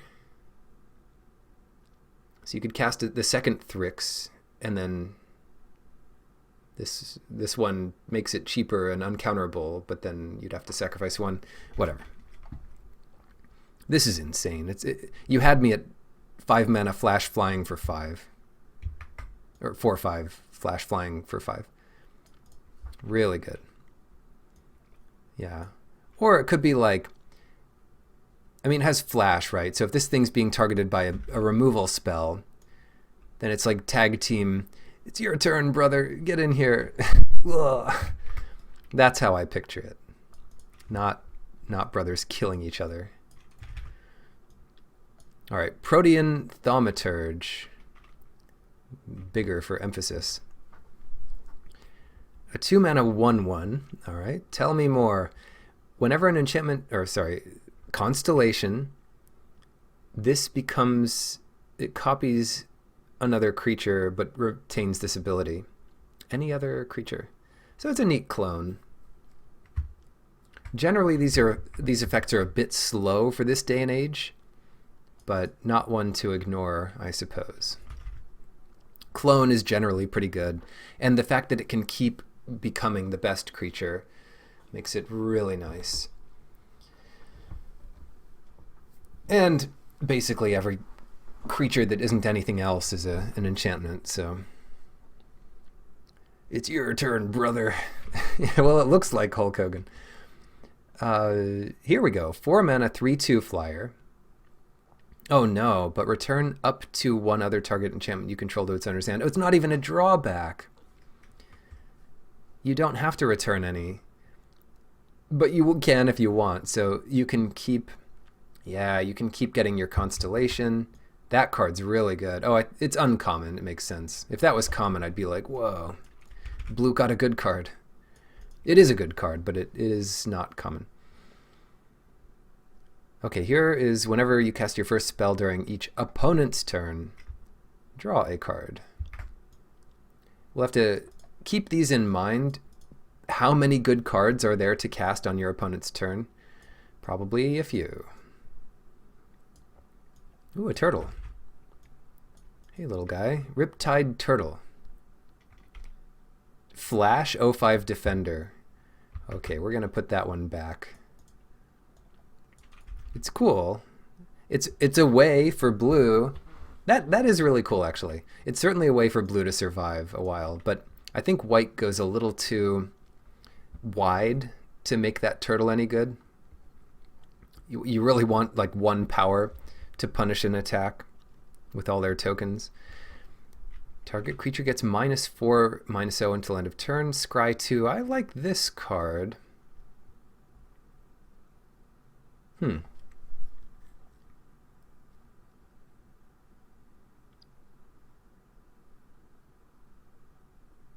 I like this card. Oh, sorry, we're not looking at those yet, but we'll keep that one in mind. I like it because it makes sense in the do stuff on your opponent's turn theme. And it actually is pretty good value. Like, stop an attack, potentially win combat, scry 2, but then draw a card or whatever else your creatures are doing. Uncommon, legend, not a demigod though, just a human. Enters the battlefield tapped. This is the falling in love with his reflection thing. Narcissa. Theros doesn't untap if you control a reflection. When it enters, create a reflection, a 3/2 blue reflection creature token. That's cool. So it's a 3/2 that dies into a 2/3, basically. I like it. Yeah, that's good value. It's legendary, so maybe don't play 6 of them, but play 3 of them. Well, 2 is safe. Vexing Gull, common, 2 for a 2/2 flash flying. Better Wind Drake. Pretty solid. Also, all these flash creatures, they're going to work with the we'll call it the surprise mechanic. If I'm doing something during your turn, it's a surprise. So we'll call that the surprise deck. Yes, we will. You heard it here first. Oh, guys, that's called the blue-red surprise deck. Yep. Sabbath told me that. Calaf, Beloved of the Sea. 3 mana for an X3. Yeah, surprise! They're like, I'm not surprised. Yes, you are. You didn't know I had this. Calaf's power is equal to your devotion to blue. So it starts as a 2/3. That's already pretty good. Creatures and enchantments you control have spells. So, wow. This is an uncommon. It's like a 5/3 that makes all of your stuff harder to target by your opponent. Dang, that's good. Well, she's a demigod. What can you say? Yeah, I'm surprised that's not rare. That's really solid. Good job, blue. 5 mana, 3/4 flying. That's a good rate. And then a late game ability to scry 1. I like it. And it's an enchantment for the decks that care. Liability and benefit. Elite Instructor. Common Instructor, more like it. 3 mana, 2/2. Draw a card, then discard a card. Nah, don't love it. It's too small, and the ability is not good enough. If it was draw a card, then you'd have my attention. You're not a creature. Get out of here, Ashiok. You've never been a creature, and you never will be a creature. Nadir Kraken.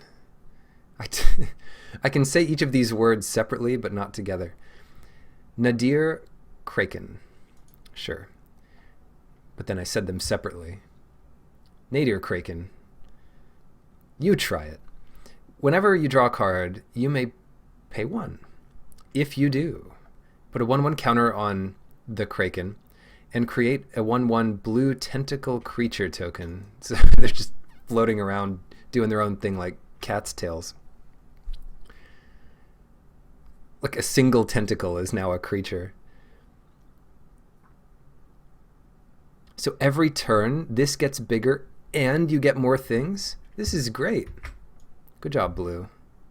Is it better than the Beloved of the Sea?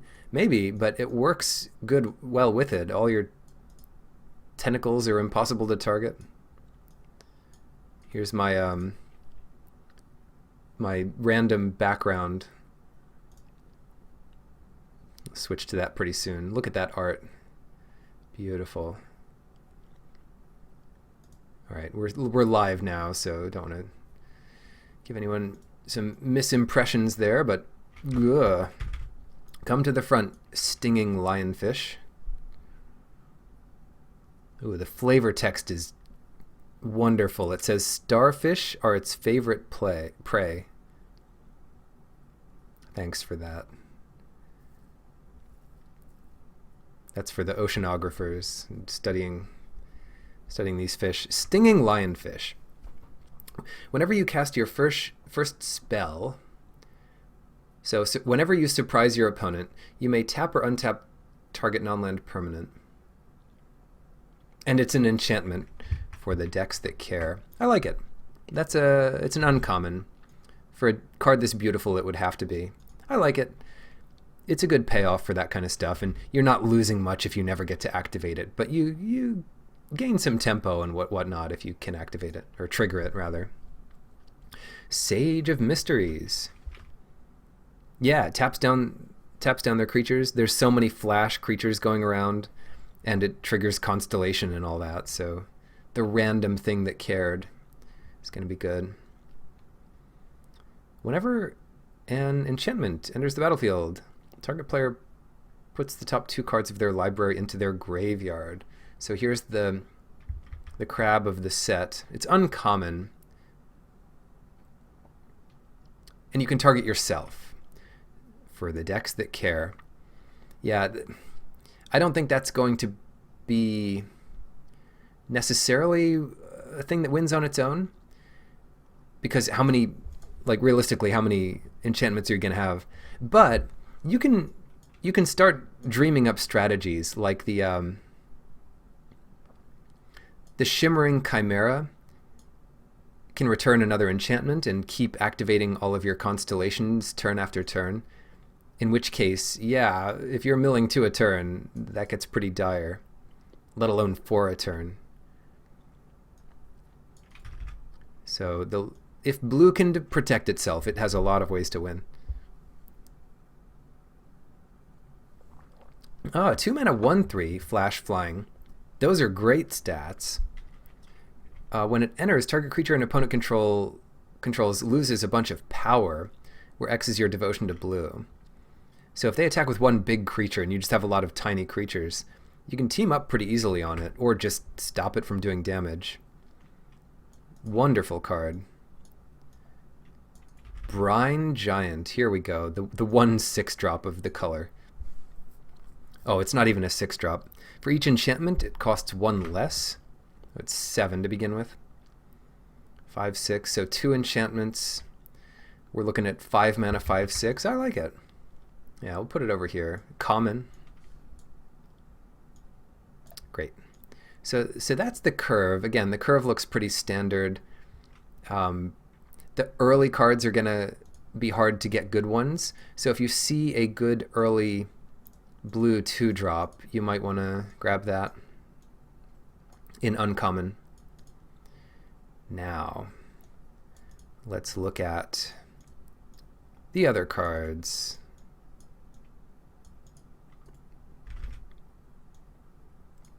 Ashiok's Erasure, 4 mana, and this is a neat one. It doesn't counter, it exiles a spell. So that's usually a better counter spell because there's a lot of spells that can't be countered, but they can be exiled, they can be targeted. Though, when someone kills the erasure, they can cast it. No, it returns it to its owner's hand, so not quite as good as just casting it on the spot. Yeah, weird one. I don't know if it's worth paying an extra mana to do this. Kind of a constructed plant. But a really good counterspell if you care about Constellation. So, yeah, I don't know how good that'll be, but I'm assuming it's just like playable, not great.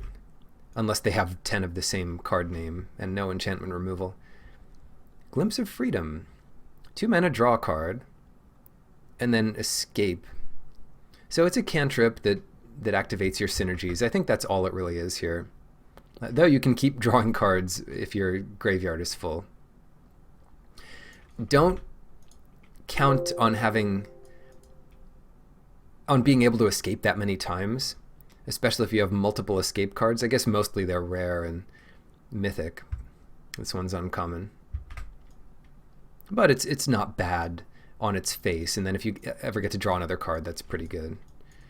Instant speed. Just be aware that it's instant. We talked about Chain to Memory. We like this card. I think Scry 2 is easy to undervalue. Sleep of the Dead. Sorcery. Get it out of here.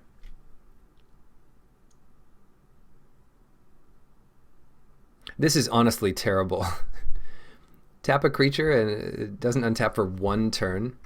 Alright, this card is awful. Can we put an unplayable pile here? So we've got unplayable. It's not unplayable, but I think it's pretty bad. Glimpse is playable, but nothing to write home about. And this pile is like solid playables, I guess. Medomize Prophecy. 2 mana. You don't think it's terrible?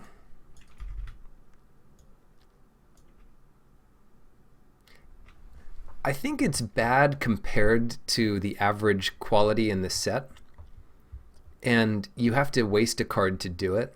A lot of the other cards are going to be doing something at least as good, but also they have advantages of their enchantments or their instants or whatever. This you can do multiple times, I guess, but yeah, I don't think it's great. I don't think it helps you to do much. I just would rather have a creature or Chain to Memory. I think makes more sense with the rest of the set. You even get to Scry 2. If it's your only escape card, then yeah, as a one of in your deck, it's probably better than I give it credit for. That's a good point. Yeah, because you'll be using it again and again. It's a valid point. Kind of like Delve or whatever. Yeah, Medomize Prophecy. If it was instant, I'd give another look at it, but I think it's intentionally not great. Choose a card name. Oh god, a 4-chapter saga. When you cast a spell with the chosen card name for the first time this turn, draw 2 cards. Look at the top card of each player's library. What? So it's like scry 2, draw 2, eventually.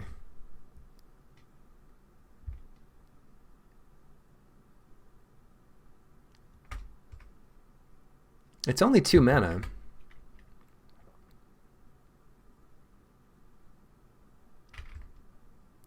The next turn you choose a card name. It's so bad. Cards like this you have to kind of evaluate. What if you drop this turn 2? Is it okay? It's okay.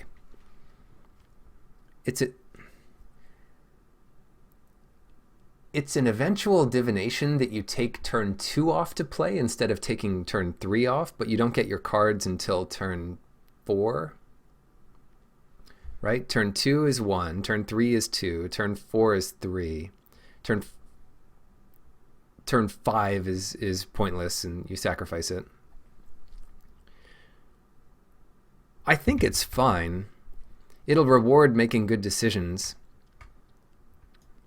They're not going to kill it.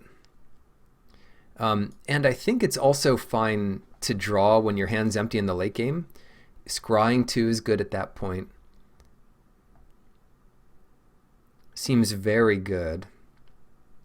I don't think it's very good, but I think it's deceptively good. We're just gonna put it here. I wouldn't be sad to not include it. Yeah, it gives you, well, it scries 2, and then it draws 2 deeper. It's just like a little risky, I guess. God. Ichthyomorphosis. Learn how to pronounce it now, because you'll see a lot of this fish face. Enchant creature. This is a pretty hard removal spell. Loses all abilities, and the only way it can do anything is if it had counters on it. Ichthyomorphosis. Goodness gracious. Yeah, that's kind of blue's good removal spell. Better than Frogify. Put that there. I don't think it's completely broken. Well, it's probably up there. Return target creature or enchantment an opponent controls to its owner's hand. Sweet. Oh, it has to be an opponent controls. So while it hits enchantments, it's not as good as unsummon because it won't get your stuff back. Huh, but it's only 1 mana. Yeah, probably play it. And it's instant. One with the stars. Ooh. Enchant creature or enchantment. Enchanted permanent is an enchantment and loses all other card types.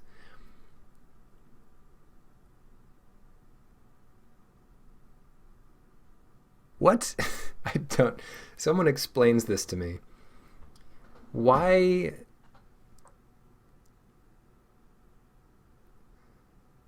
Oh. The idea here is that it won't fall off of the creature when you turn it into an enchantment. Got it. And it works on gods and that kind of thing. Got it. If it said enchant creature, the creature becomes an enchantment, then it would fall off and it would become a creature again. So that was clever of them. They got me with that one. They got me with that one. Sure. Actually, I'm going to put sleep in this pile. We kind of justified it as like a sometimes thing, maybe. We haven't seen the real absurd cards yet, though. This one looks absurd. 7 mana, make an 8/8 with hexproof. Okay. No, it's mythic. That's enough, but what else does it do? Tap all non-land permanents, target opponent controls. And they don't untap so it sleeps, but not just creatures, all non-land permanents. And then gain control of it and untap it on the 3rd turn. You are absurd. I don't think blue's going to have too much trouble getting to 7 mana. And once it gets there, it wins with this. Starlit Mantle Flash for the surprise deck. Enchant creature you control.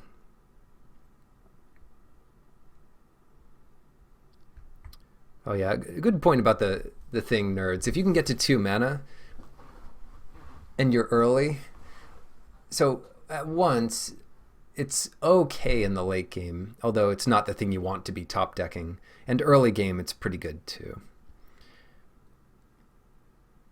Yeah.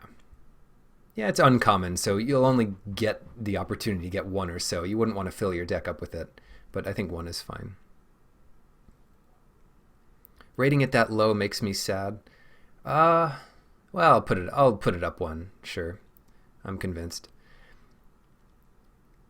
Gains hexproof until end of turn and +1/+1. So a good way to protect your things from removal, and then they come out stronger.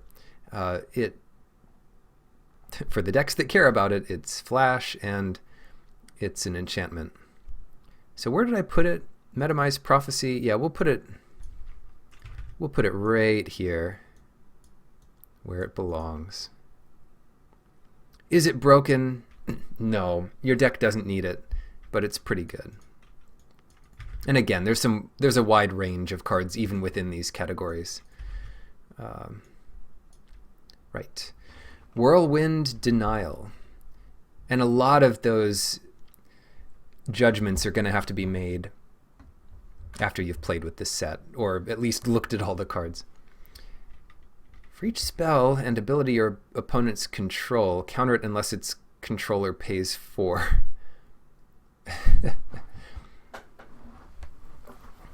So for each thing your opponent has on the stack, counter it unless its controller pays 4. Basically counter target thing unless your opponent pays 4. I like it. I might even like it as much as these other things. It's blue's go-to removal spell, but it is 3 mana. The fact that it can counter triggered abilities is pretty cool too. Counter target spell, scry 2. This is similar, if not better, than Ashiok's Erasure. And I think that's a pretty good place to start. The new Sea God's Revenge. Return up to 3 target creatures and or enchantments to their owner's hands. You don't get to scry or anything, but that's a nice way to reset the board. How good is this? That's all it does. Sea God's Revenge was absurd. This I think is just pretty good. That's a lot of things to bounce. Anyway, draw 3 cards, then discard 2 cards unless you discard an enchantment card. Ooh. I like that. Wow, that's common? Thirst for Knowledge was what? Discard was it land or artifact? I think it was artifact. That's really good. And it's instant for the surprise factor. Deny the Divine. Counter target creature or enchantment spell. Nice. If that spell is countered, exile it. Great. I like counter magic. I'm putting all this stuff right here. Common. That's the go-to thing. It doesn't counter planeswalkers, but they're not going to be a big threat in this set. Rare, instant. Thassa's Intervention. Do we have one for each color here? Choose one, look at the top X cards of your library, put 2 into your hand, and the rest on the bottom in a random order. So for 4 mana, draw 2. Counter target spell unless its controller pays twice X. Good lord! So if your opponent, like if you need to counter their thing, great, you can do it. And if they don't cast anything, you just draw a bunch of cards. That's really good. I love cards like that. At 3 mana, it only counters unless they pay 2. But early game, that's all you need to do anyway. Counter their 3-drop, their 4-drop. Omen. Omen of the Sea. When it enters, scry 2, then draw a card. That's solid. Flash, too, for flash, and it's an enchantment. And then later you can sack it to scry 2. I think we looked at that before. Yeah, it's really solid. That might even be better than the Prophecy.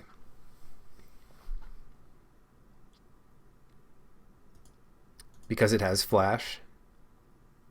The Prophecy just has a whole lot of weird stuff and is kind of slow. Sweet Oblivion.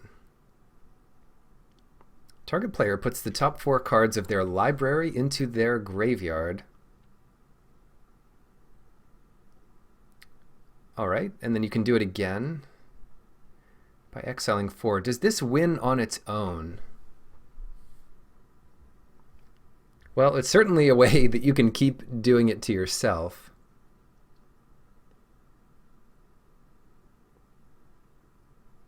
but it also kills your opponent eventually. I don't know. It is worth noting that this doesn't do anything to the board. If your opponent is trying to kill you with creatures, this certainly doesn't help. All it does is mill. Unlike the Merfolk Secret Keeper or something, which also blocked everything in the set. You'll know if you want it. I'm going to put it here because it's not something that every blue deck is going to want. Right, so that's blue. Had a couple standout cards. Yeah, well, I don't know if you caught it, but Thassa's Oracle is like a more powerful version of that effect. Basically, if you have 2 or less cards in your library, it wins on its own. But also if you have a bunch of devotion to blue, that's how many cards you need in your library or less, and you just win with this. Oracle is going to be insane. I think playing with this card is going to be fun, especially given how many ways blue has of surviving and drawing through its deck or randomly milling itself. Hey Fifi Boo, it has been a while. We are halfway through. Black. All right, so taking a look at the creatures here. Underworld Charger. 3 mana, 3/3, pretty big. Can't block, but it comes back eventually, exiling only 3. I guess all the common ones exile 3. I don't know if that's a hard rule. But 3 mana for a 3/3 can't block. 5 mana for a 4/4 can't block. Oh, no, 5 mana for a 5/5 can't block. Solid, very aggressive. Erebos' Intervention. Since it is so one-sided, I don't know. Do you think Oracle will be playable in Limited too? That's what I'm talking about. It'll be fun to play with in Limited. I only play Limited, so yeah, I think Blue has the tools to make it good in Limited. Besides, you're not giving up much to play it. Like, it's as long as you can cast it, it's a 2 mana 2/2 with upside. Target creature gets -X/-X. You gain X life. Okay, so oh shoot, we're not doing that yet. I always forget. Here we go. 6 mana creature right off the bat. Enemy of Enlightenment. -1/-1 for each card in your opponent's hands, but at the beginning of your upkeep, each player discards a card. Hint, don't play this out when your opponent has like 3 cards in their hand. This is hard to evaluate. To have a 6-drop that you might not even be safe playing. Let's say they have 3 cards and you play this. They draw a card for their turn. This is a 1/1. Then they're like, divination, kill your demon.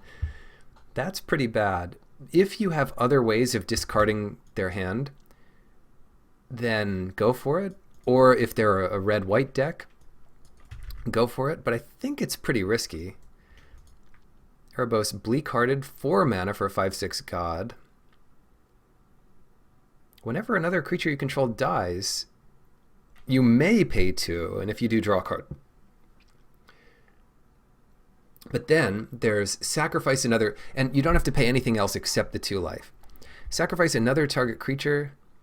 Target creature gets -2/-1 until end of turn. So you can trade your creatures and life for cards and removal kind of stuff. It's a lot of good value, but definitely needs potentially some ways to gain life to take full advantage of it. This is my first time seeing all the cards. There was one thing that could play. Ashiok can play cards from your opponent's exile. I think that it exiled. Erebos is a tad better this time. Yeah, Erebos has some options here. I mean, your life is a resource. You've got 20 of it. You can play around with it and draw a bunch of cards, and usually that's going to be a lot of value. And it's whenever one of your creatures dies, so that's not that's going to happen. But if you have the devotion, I mean, this is a 5/6 indestructible creature, so that's pretty good too. When Grim Physician dies, target creature an opponent controls gets -1/-1 until end of turn. So, not amazing, but if there's a lot of 1 toughness creatures, stuff like this gets better, and it's a pretty good sacrificial lamb. It's common. It also blocks 2/2s pretty well, 2 toughness creatures. It's worth noting. It's a pretty good chump blocker.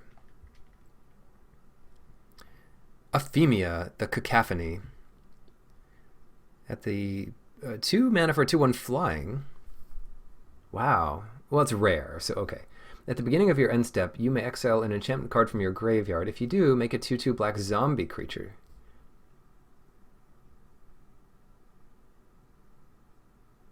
Okay, so blue, it's an enchantment legend for the decks that care.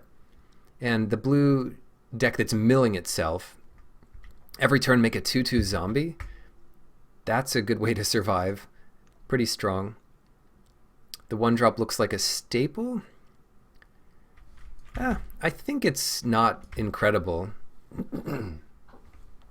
But it is a good blocker, and it just depends on what the other creatures look like. It's really hard to attack into early. And since, like, you attacking with your 3/3, but you have these tokens back, you just chump the 3/3 and kill a token, and it's good enough trade. Mire Triton. Cool art. 2 mana for a 2/1. Oh, it's Seb McKinnon. There you go. 2 mana for a 2/1 Death Touch. Those are good abilities. When it enters, mill yourself and gain 2 life. Great. So that works well with Erebos and all the stuff black is trying to do. Filling up its own graveyard. Oh, it's uncommon. Here we go. Gray Merchant of Asphodel with updated art. I don't know if this art's any better, but it's new. And we know what that does. When it enters, drain your devotion to black, each opponent. God. Oh no. This card alone is a reason to play Two-Headed Giant. Each opponent loses X life. And you gain life equal to the total life lost this way. Gary's back. I don't know why it's called Gary, but whatever. Because Gary and Gray kind of sound similar. Yeah, whatever works. All right, Rage Scarred Berserker. Common, 5 mana for a 5/4.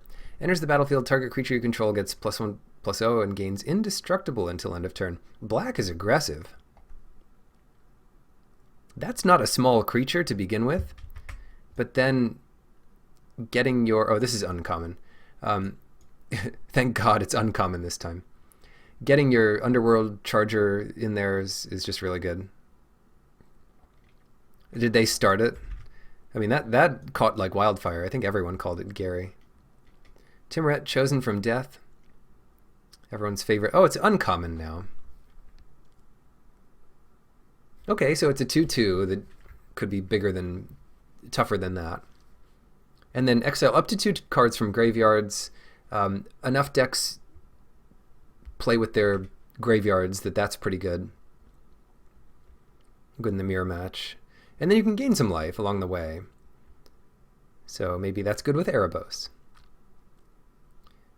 Numot spoiled Timuret. Did Numot have a thing with the old Timuret? That was a Rakdos Death King or whatever. This one seems solid. I mean, it's definitely a devotion payoff. Any creatures you're killing from your opponent, stop them from ever getting them back, including like the Titans and whatever. And then gaining life bit by bit. Really hard to attack into as well. And it's an enchantment for the decks that care. Venomous Hierophant.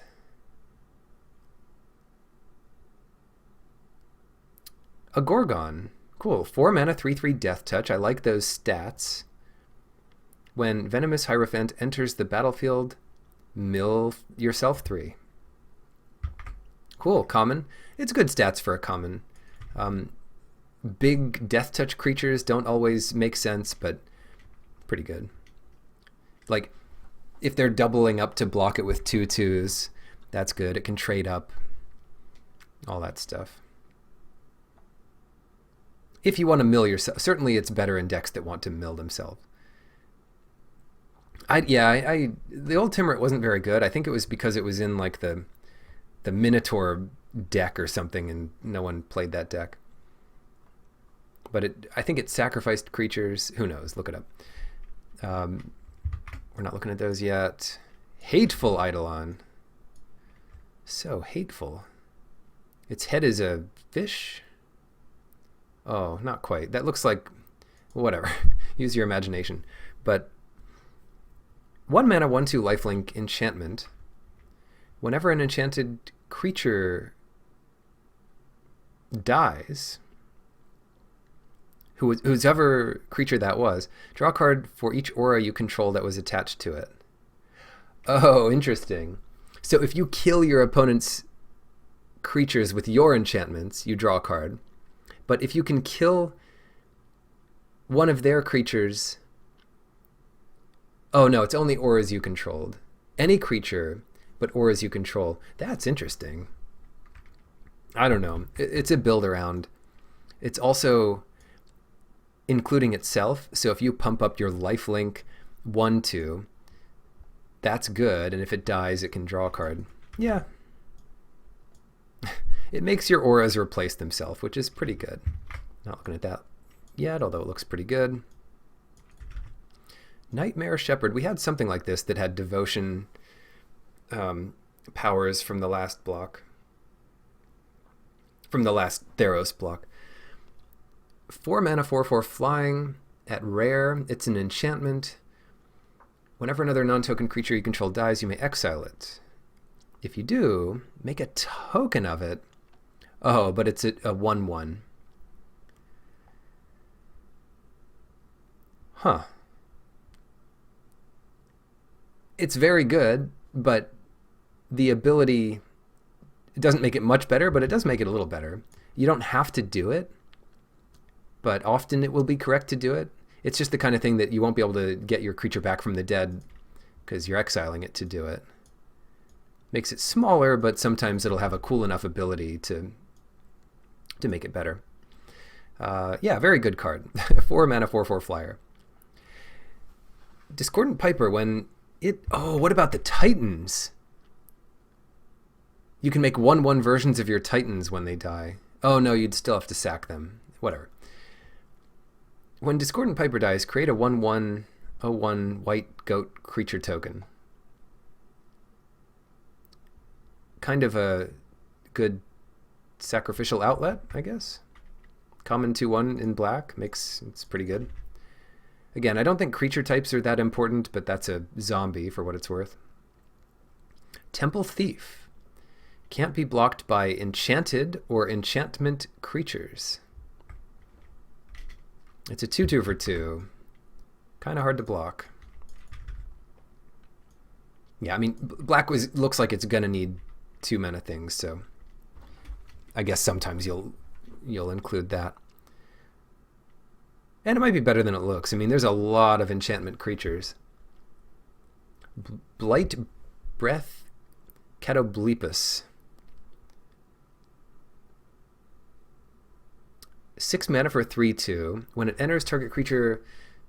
Oh, it's like a Flame Tongue Kavu. This is the Blight Breath Catoblepus.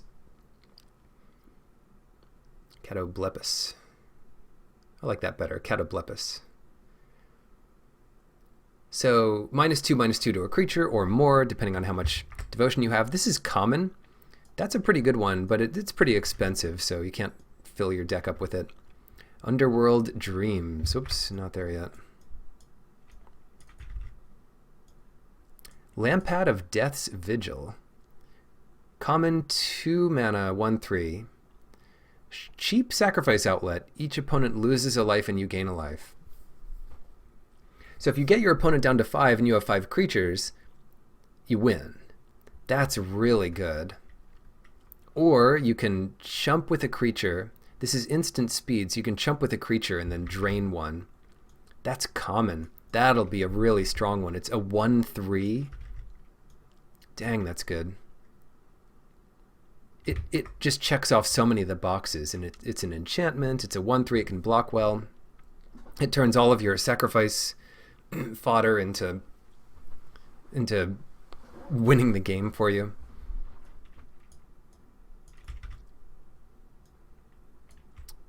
Scavenging Harpy. 3 mana, 2/1 flyer. When it enters the battlefield, attack your opponent's graveyard. That's not a creature. Look, some of these are creatures.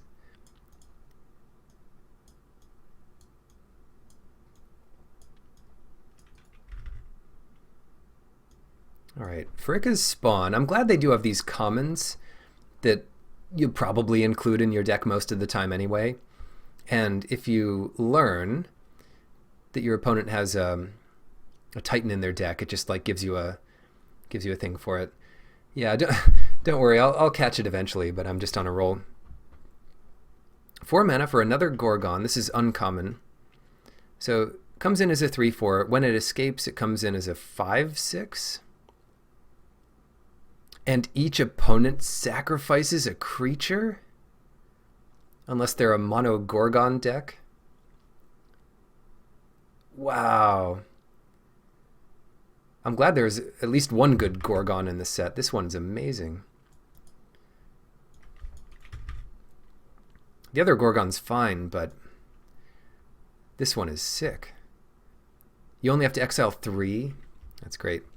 A rare 3 mana, 3/2 horror. And you make a goat. What's with these goats? Sacrificial outlets.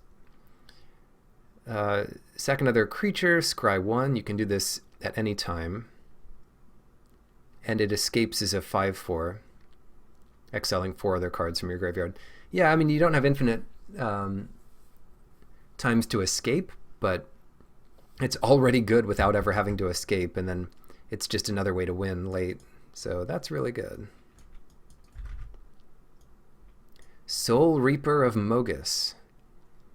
An enchantment, Minotaur Shaman. Is it any good? 2/3 for 3. Sacrifice a creature for 3, draw a card. A little expensive, but some way to use those goats. We have the most goats. Yeah, Yeah, this card is good, but it's dirtily. Let's put it that way. It's the kind of card you don't want so many of in your deck because it just lowers the average power of your creatures. Nyxborn Marauder. An enchantment common that helps with your devotion and is pretty good. It's pretty well sized for a 4 mana card, 4/3. Helps your devotion and your enchantment count, although we haven't seen that much Constellation in black. A little bit. Gravebreaker Lamia, 5 mana rare, 4/4 lifelink. So that can help turn the tide. Search your library for a card, put it into your graveyard, then shuffle your library. I mean, by the time you have 5 mana, worst case, you just get rid of a land that you don't want to draw. Best case, there's something really cool that you can get back. Spells you cast from your graveyard cost 1 less to cast. So, escaping is a spell? Maybe I didn't read that so carefully. Let's take a look at one of our escapees. Never heard of a Lamia before. I guess they're snake things.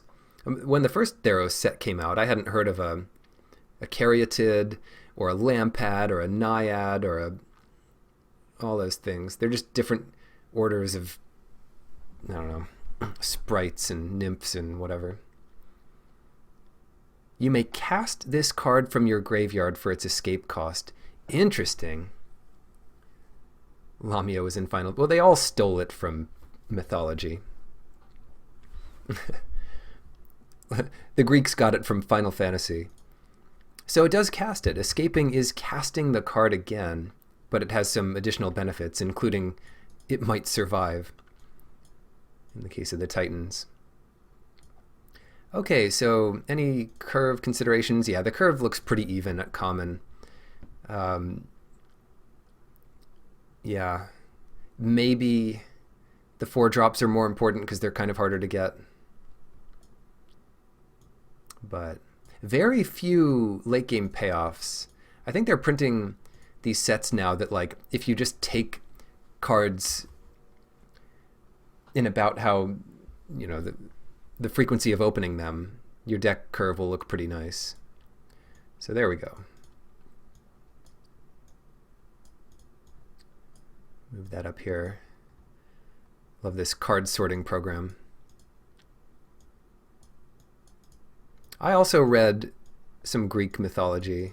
I actually don't know where all the Greek mythology is. Like, I read the Odyssey and the Iliad, but there's all these Greek myths that aren't in those two books.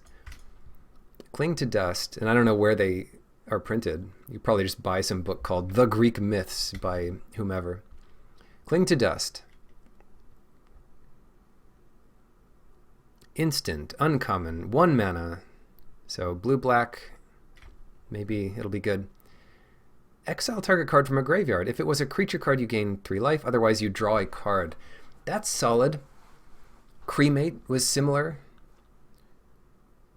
I think it made a... Maybe that one drew a card. There's another one that makes a 1/1 or something. Pretty good modes. And you can do this again by exiling 5 cards. I think it's good enough on its own to main deck, like one of these. And then it's really good from the sideboard, depending on what bombs your opponent has. These escape costs are kind of hefty. Yeah, so it's not meant to be taken advantage of with the escape cost, but it's like an instant speed thing you have from your graveyard if you have to use it. You can only escape a couple times. Yeah, it's not meant to be done very many times. That's kind of the trick there. Like, choose wisely what you're going to escape. But the fact that you can is just upside. Underworld Dreams. Is this a reprint? When an opponent draws a card, Underworld Dreams deals 1 damage to them. I don't know if this is a reprint, but there's something like it. How good is this? Black seems to be very aggressive, but it's just 1 damage a turn. I mean, it could be more, obviously, but it's really good in 2-headed giant. Let's put it that way. God, I love doing 2-headed giant events. Actually, I think they're kind of stressful because of the time limit. Because, I don't know. Yeah, the time limit kind of messes me up. I'm not sure how good that is. It's definitely good in 2-headed giant. Common removal spell. Wow, that's good. That's really good with this Hateful Eidolon too. Put that over here.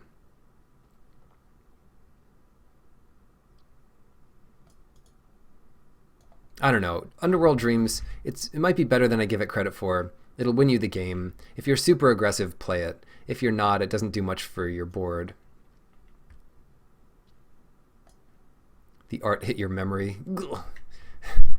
Hope not too many bad experiences. It is a reprint. Great. Thank you for checking on that. Nice. 2-headed giant, yeah. They also have a lot of 2-headed giant events at Grand Prix and such, or Magic Fests, whatever they call them these days. So that can be a good fun time. Common 1 mana flash. There aren't these payoffs for doing stuff on your opponent's turn in black, but pairing this with blue makes it better. Everything has flash in this set. One thing you have to do in the season of limited is sort of memorize all of the 1 mana tricks your opponent can have. Return target creature card from your graveyard to your hand. Well, I guess it doesn't affect the board, but sacrifice it to scry 2. I guess we have like an omen in each color. They're all kind of similar. Geez, that's good. Raise dead, get a creature back. And then upside, strong. And put that with Cling to Dust because it's not just hard removal, but it's good. And it's a constellation trigger. Minions return. Oh no. When enchanted creature dies, return that creature card to the battlefield under your control. I don't love it. There seems to be some kind of aura theme here. You can really get punished if that thing never dies, or if they shed this. And then what do you get? Like a creature? Yeah. Yeah, I would avoid cards like that, but just because you can imagine a time when it's good doesn't mean it will be good often enough to actually be good.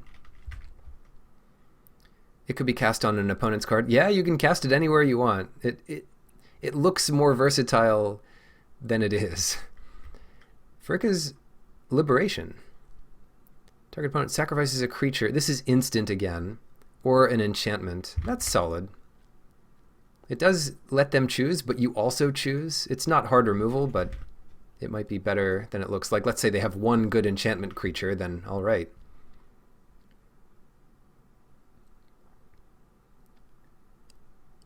It doesn't say sack non-enchantment creatures, so if you say sack a creature, they could sacrifice an enchantment creature, but right.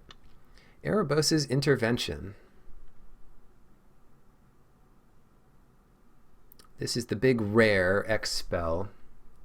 Target creature, so kill a creature and you gain X life, or exile people's graveyard. So you'll know if you want the second one, and the first one is just good enough to always play it. Very, very good.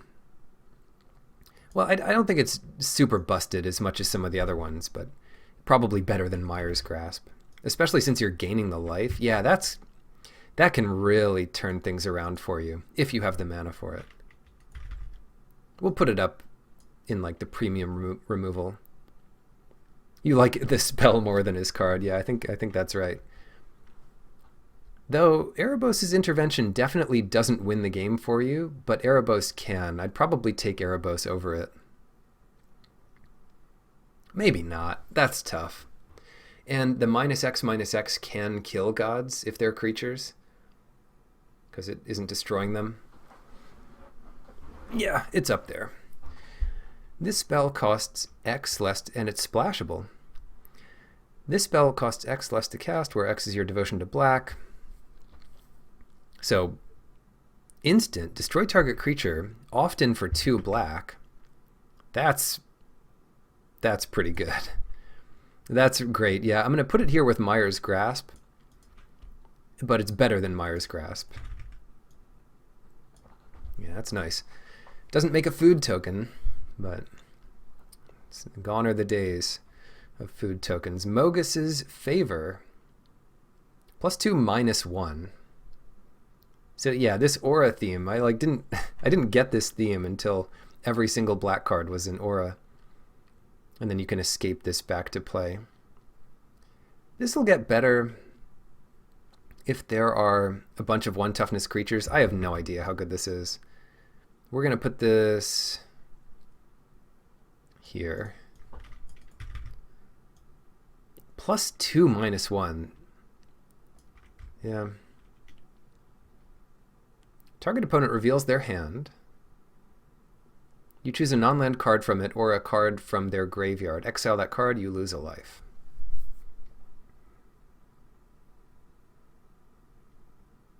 So you'll always hit, but not necessarily from their hand. And then you lose a life?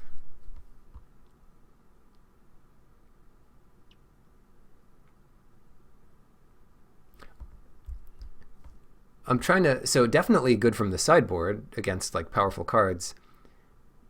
Is this like an always main deckable card or a sometimes main deckable card?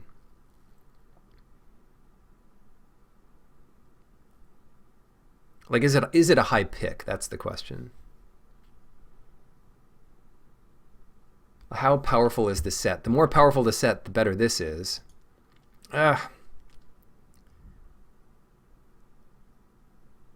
It's like a bad... Graveyard Hate is good, but it's also sorcery speed Graveyard Hate. It's really nice to have instant speed Graveyard Hate. Whoops, that's not it. Cling to Dust. Because then you can respond to them targeting something from the graveyard. You wouldn't want to do that in response... You can't do that in response to escape, but you can certainly get rid of it before they have the mana to escape anyway. Yeah. Easier to cast Thought Erasure. I think it's great. Or I think it's good, but it's not like head over heels ridiculous or anything. You're not going to take it over removal. And you don't want 6 of them in your deck. Maybe 1 is good enough. Timret Calls the Dead. What are we looking at here? All right, guys. Last year we did a pyramid. This year we're turning into a person. Well done. Whatever you can do to pass the time in the underworld. Put the top 3 cards of your library into your graveyard. Okay, so the first 2 chapters are the same. Mill 3 of your own. Then you can get rid of an enchantment or creature and make a 2/2. So in a roundabout way, make a couple 2/2s. And then, oh, finally, the zombie payoff. You gain X life and scry X, where X is the number of zombies you control. Great. Yeah. Well, it's tall. It's probably pretty good. Especially if you want to mill yourself. You also get to scry a bunch once it's done. So, I don't know. It's fine, I guess. How did I mess this up so much? I got all my cards backwards here. Alright, here's how we'll do it. I think we're going to put it right there. It does make 2... I don't know. It's probably pretty good.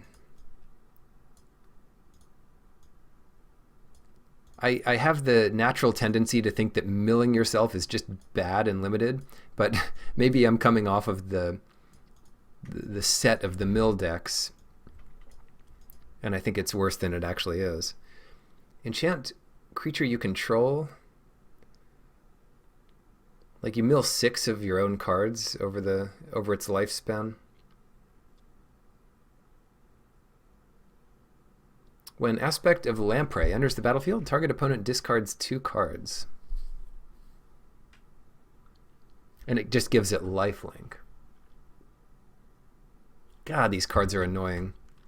Yeah, it's fine. Unless they kill the creature in response. So be careful. Wow, be careful with that. Oh, it's so game breaking. Like, on one hand, they can blow you out. On the other hand, you can blow them out. Draw 2 cards, lose 2 life, and put the top 2 cards of your library into your graveyard. Like a worse Scry the Bones. Is that what it's called? Read the Bones? Again, if milling yourself is good, then this will be good. I guess it helps you pay your escape costs.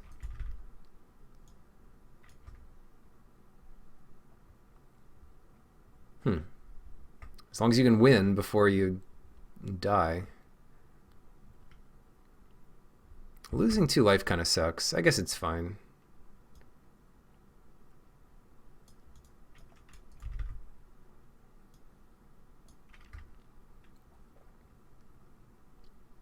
Oh. Enchant creature. Enchanted creature has, at the beginning of your upkeep, sacrifice a creature. So they could sacrifice this to get it over with, or they could sacrifice a bunch of other creatures turn after turn. So you put this on their best creature, basically. And it's a Punisher effect. They kind of get to choose. I don't think it's great. Yeah, it's much worse than having them sack a creature because they can choose whether or not they want to.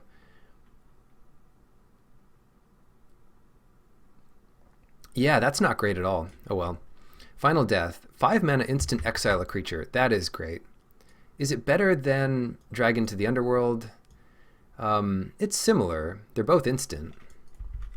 And exiling is nice.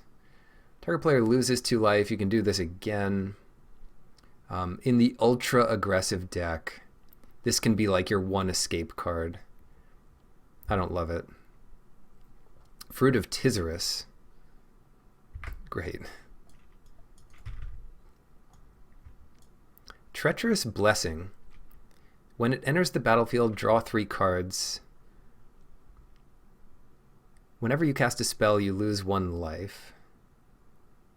Really? Do we want this? I mean, if you can gain, like, draw 3 cards is nice.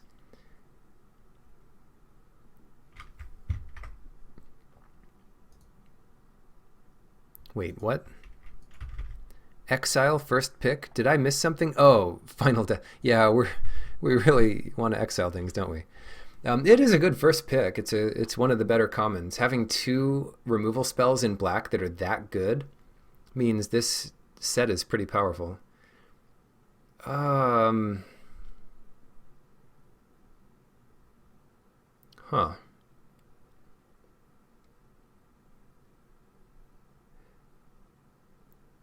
You don't like Treacherous Blessing.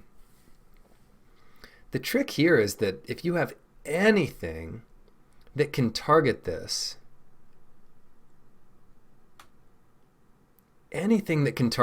doesn't have to be a spell, sacrifice it. So it comes in once, you get the benefit from it. It's a bit of a build around, but drawing 3, like, 1, losing the life might not matter at all for a while. And 2, if you have enough ways to get rid of it, it's also not that bad for you. And if you have a bunch of ways of gaining life, it's also not that bad. I don't love it though. Yeah. Eat to Extinction. What are we looking at here? I will eat all griffins. Or sphinxes or whatever this thing is. Exile target creature or planeswalker. Look at the top card of your library. So surveil. Exile target creature or planeswalker, surveil 1. Dang, that's good. It's better than Final Death, obviously, but is it as good as the Intervention? Maybe. But there aren't that many planeswalkers, so that's not... I don't think it's quite as good. Yeah, Lifelinker's something where, like, you're not going to kill yourself necessarily, or at least you have a chance of gaining enough life back. Destroy target creature an opponent controls with power 2 or less. So this is a 3-chapter saga. Destroy a small creature. Then discard the card you want. Non-creature, non-land card. And then exile target opponent's graveyard. This is only great. This is pretty easy to play around is one thing. It's only really great if you have it early. It's not great in the late game. I don't know how I feel about this one. Huh. Destroy target creature an opponent controls with power 2 or less. That's good against aggro decks. The second one is good against control decks. And the third one is good against graveyard decks. It's going to be annoying to play against, but I guess in response to the 3rd chapter, not in response, but in preparation for it, you can exile your own thing. Yeah, you have time to play around it. I'm going to put it sort of in the lower end of these just because I don't quite see it. But I don't know. Could be a good sideboard option. Kill their small thing. The earlier you play it, the better. It doesn't seem great in the late game. But what do I know? Red. Whoops. Did I only get one red creature? Here we go. Oh, no. There we go. We start with an uncommon 3 mana, 4/2 enchantment creature. Pretty good stats. And then surprise, 1 damage to any target. Surprised that's not a rare. That's a nice one. I mean, it'll probably trade off before it gets much value, but 1 damage to any target is strong. 5 mana, 4/5 common. Sacrifice a creature or enchantment. This thing becomes a 5/5 menace. Don't forget to drink. No, we're going to power through this and lose my voice.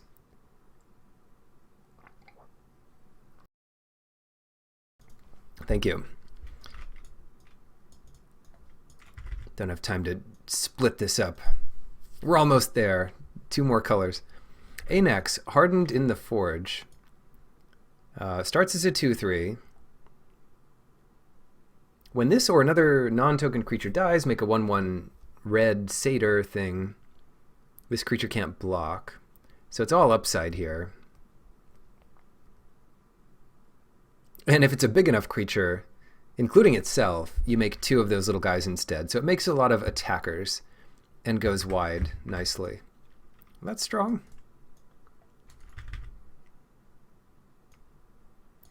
Irrelevant revelers.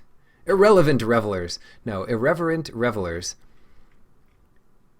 3 mana, choose 1. Give it haste or destroy an artifact. That's really nice. This is going to be cube playable. So you don't have to destroy an artifact. So it's better than whatever thing did that. What was that thing called? Oh, the art was so good. It just... Oh, it's a satyr too for the satyr deck, whatever that is. Red-green. Heroes of the Revel. Uncommon 5 mana. Goes wide. Makes a bunch of these satyrs that can't block. When you cast a spell that targets this, it has the heroic trigger. I love how there's only one heroic trigger in this set. Blood Aspirant. This is a... It sounds like a reprint. When you sacrifice a permanent, put a 1/1 counter on this. That's pretty good. And then it has a sacrifice outlet. 1 damage to target creature. That creature can't block this turn. Some of the sacrifice outlets are just creatures, I think, but some are creatures or enchantments. Like this one. And the thing it pings can't block this turn. That's solid. Solid 2-drop. And the bonus is permanent, but you do have to tap this. So take that as you will.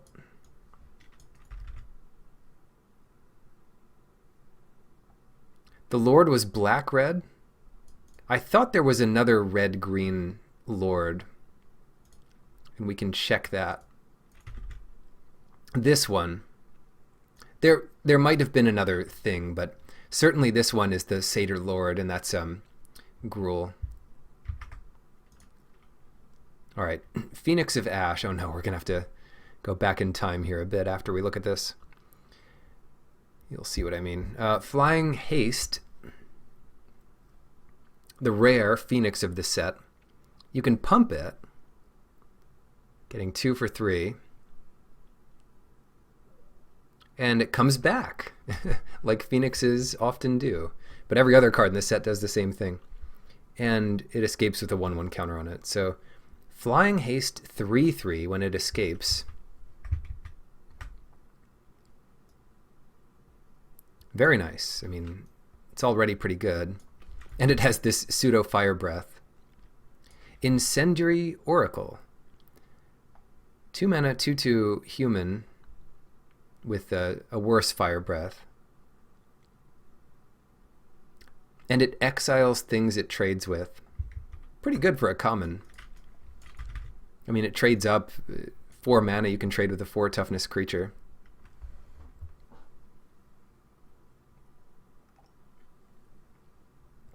This is not a creature.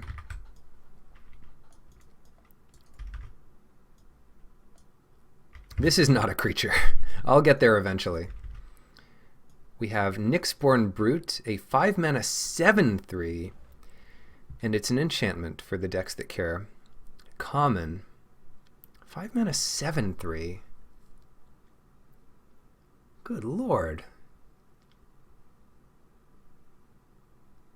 How good is this? I think that's pretty good. But you can't load up on 5-drops in this set. But like, if they don't have a blocker, or even if they do, yes, it's not every day a 7/3 is printed, and that's a good point.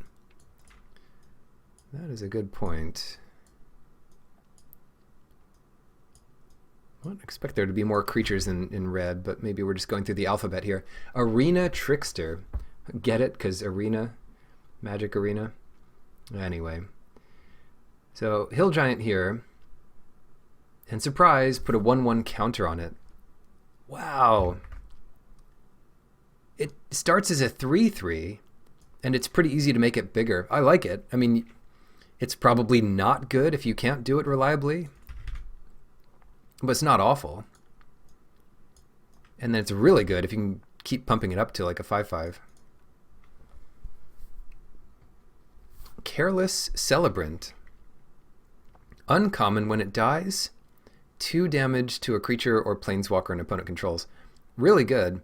This trades way up. Great to sacrifice as a trick. Pretty high pick. Here we go. Porphyros, Bronze-blooded, Molten Bronze Blood. Yeah, those are some powerful veins. Or I guess, while it's an enchantment, it's solid bronze. He hasn't heated up enough yet. You need more devotion to red to get this guy's blood boiling. Or melting. That would hurt. 5 mana. It becomes a 7/6 when you meet its devotion requirement. So other creatures you control have haste. And then again, it's 5 mana for this, so no wonder it's a bit bigger. 5 mana to give your creatures haste isn't that great. And it doesn't have haste itself, but you may put a red creature card or an artifact creature card from your hand onto the battlefield. It's a sneak attack? Oh, that's really cool. And you can also kind of punish this. If they sneak something into play and you kill Porphyros in response, they won't get to attack with it. They'll just have to sacrifice it. On the other hand, you can sneak 2 things into play the turn after you play it, get its devotion up to 5. It's a weird one. I don't know how I feel about this, but on its face, it's a 7/6 when you have devotion to 5, and that's pretty good.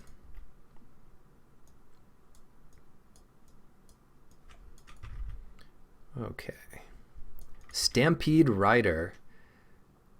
2/3 for 3. And it becomes a 3/4 attacker if you have a powerful enough creature. So we'll have to see how common those are.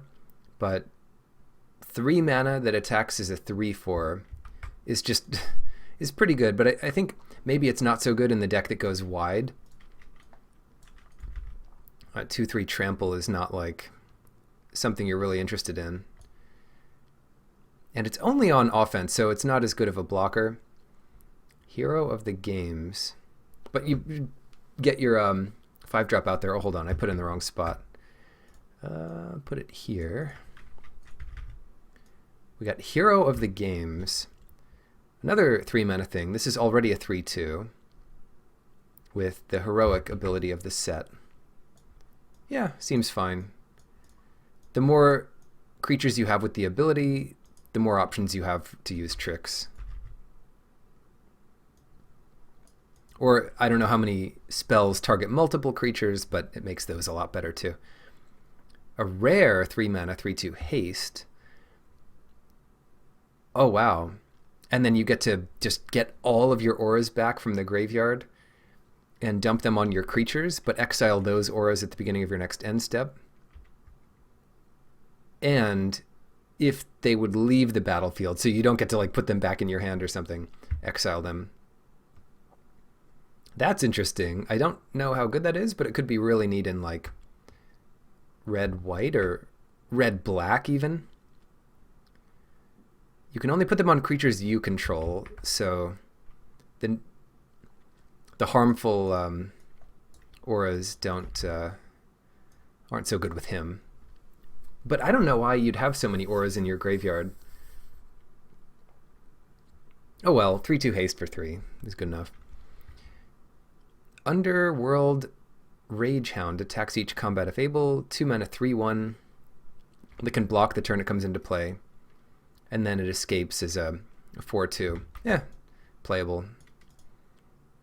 Not great though.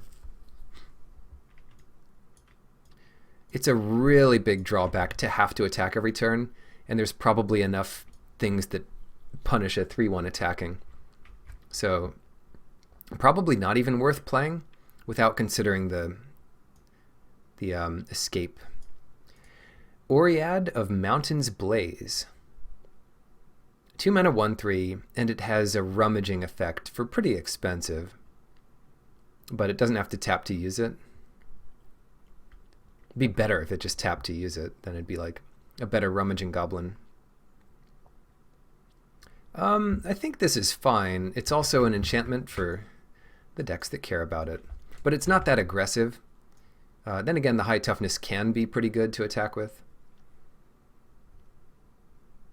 They can't just kill it or trade with it with a 2/2. Skophos Maze Warden. The first I've heard of Skophos. Maybe it's some city. Maybe it's the name of the labyrinth. 4 mana uncommon with Flowstone. Flowstone Maze Warden. There we go. How good is that? That's pretty good. 1 colorless for this Flowstone ability. It comes 6/1. It doesn't go the other way, but I'd say this is pretty strong. That's what I say. Dreamshaper Shaman, 6 mana for a 5/4. There aren't many things this expensive. At the beginning of your end step, you may pay 2, so not the first turn you play it, and sacrifice a non-land permanent. If you do, reveal cards from the top until you get another one. Oh, and put it onto the battlefield. Dang, we have so many of these sneak attack effects. And the rest on the bottom. Non-land permanent card. So trade any permanent, but only at your end step, for your next non-land permanent. It's a 5/4 for 6. It's probably fine. It's certainly a good late game engine to keep. We do have to sacrifice something and pay mana. I don't know. It seems strong. The Ox of Agonas. A mythic 5 mana 4/2. Discard your hand, then draw 3 cards. Usually that's pretty good. And you can also escape it later, but that costs 8 cards from your graveyard. And it comes in as a 5/3. Honestly, this is just great because you're probably willing to pay 3 or 4 for a 4/2. But then to draw 3 cards in addition to that? Sure. And then some upside with escape, but I wouldn't count on the escape to do anything. It's just a bit of upside. Flummoxed Cyclops, 4 mana 4/4 reach. Oh no, but it can't block if 2 or more creatures attack.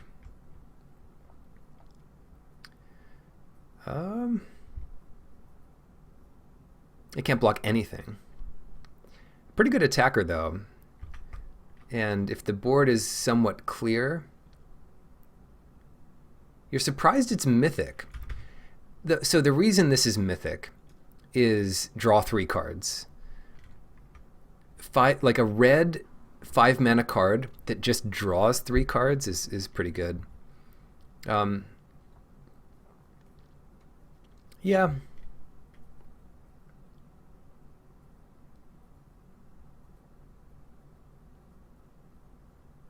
Yeah, I mean, I see I see what you mean. Maybe this might be like the kind of dud mythic. Red's getting reach a lot. Didn't Red have some kind of reach thing the last time we visited Theros? Look at it, it's got this bone club. Of course it has. It's got a bone meringue. Of course it should have reach. I don't know.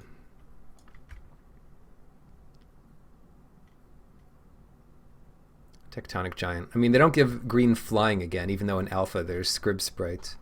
It's okay if green gets small, small uncommon flying creatures, I think. Birds of Paradise, Scrib Sprites. Yeah. Like, not every bird has to be red or blue, or blue or white. Tectonic Giant, another rare. 3 damage to each opponent. When it attacks or becomes the target of a spell an opponent controls. It's only a 3/4. I don't know what, but when it attacks, it does this. So it kind of attacks as a 6/4, and then it can kind of draw. Yeah, it's pretty strong. Definitely playable. It definitely helps with your devotion to red. Good job, red. Curve considerations. We have no 1-drops in red. That's kind of surprising. The color of Raging Goblin. And honestly, not that many creatures at all. At least they're pretty good.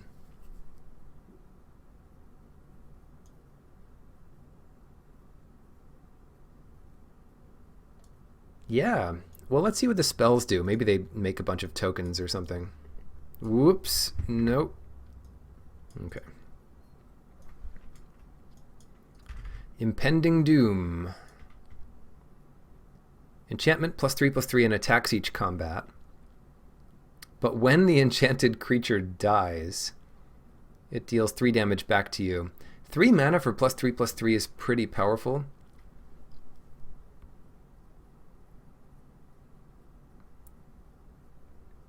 But there's so many, like, you get punished so much. Not only do you have to attack, and like a single Death Toucher kills it. Well, good. I mean, good luck killing that. It's okay. It might be better than I think. I mean, that's why they gave it so many drawbacks. But the removal in this set's pretty good too. Aspect of Manticore. I guess that's why you put it on your bad creature.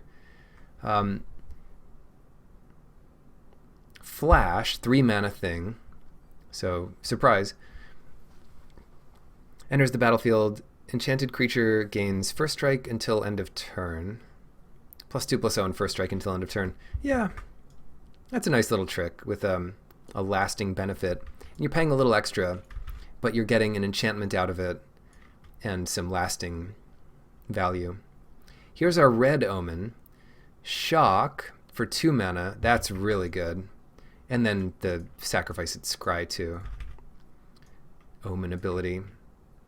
Final Flash. I mean, Final Flare. 3 mana. As an additional cost, sack a creature or enchantment. 5 damage to target creature. Yeah, solid. Maybe not as good as Omen, and you don't want to fill up on that, but the more sacrificial creatures you have, and the less of these you have, the better. Like, you might just want one of these. It's common, too. Huh. Oh, well. 5 damage is a lot. Underworld Fires, yeah. Sacrifice your goat, 5 damage to something. That's pretty good. Underworld Fires deals 1 damage to each creature and each planeswalker. And then exile all the things that die. Sideboard card. It's been a while since we've heard that, but there it is. A rare, 4 damage to each creature and each planeswalker. Another 4 mana Wrath. So red and white have those locked up.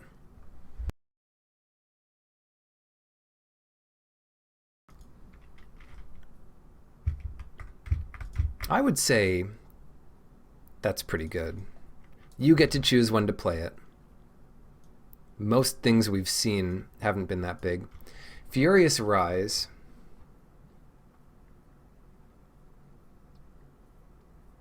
At the beginning of your end step, if you control a big enough creature, exile the top card of your library. You may play that card until you exile another card with Furious Rise. So this helps the surprise deck. Furious Rise, it even rhymes.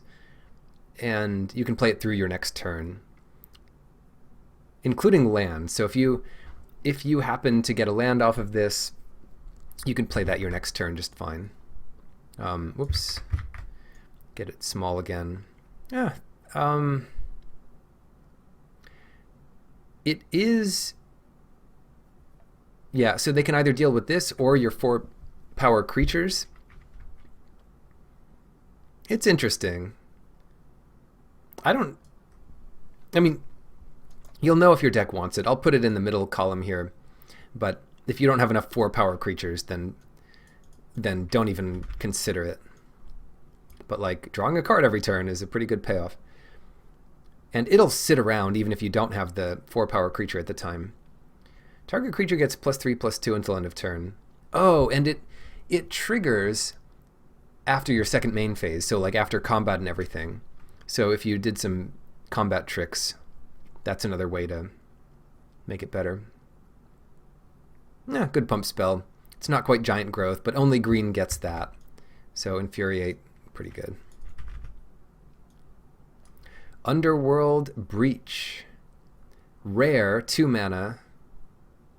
I don't know who's back here. Lord of the Pit is coming up. Each non-land card in your graveyard has escape. The escape cost is equal to the card's mana cost plus exile 3 other cards from your graveyard. This is kind of like Flashback, but not quite so easy.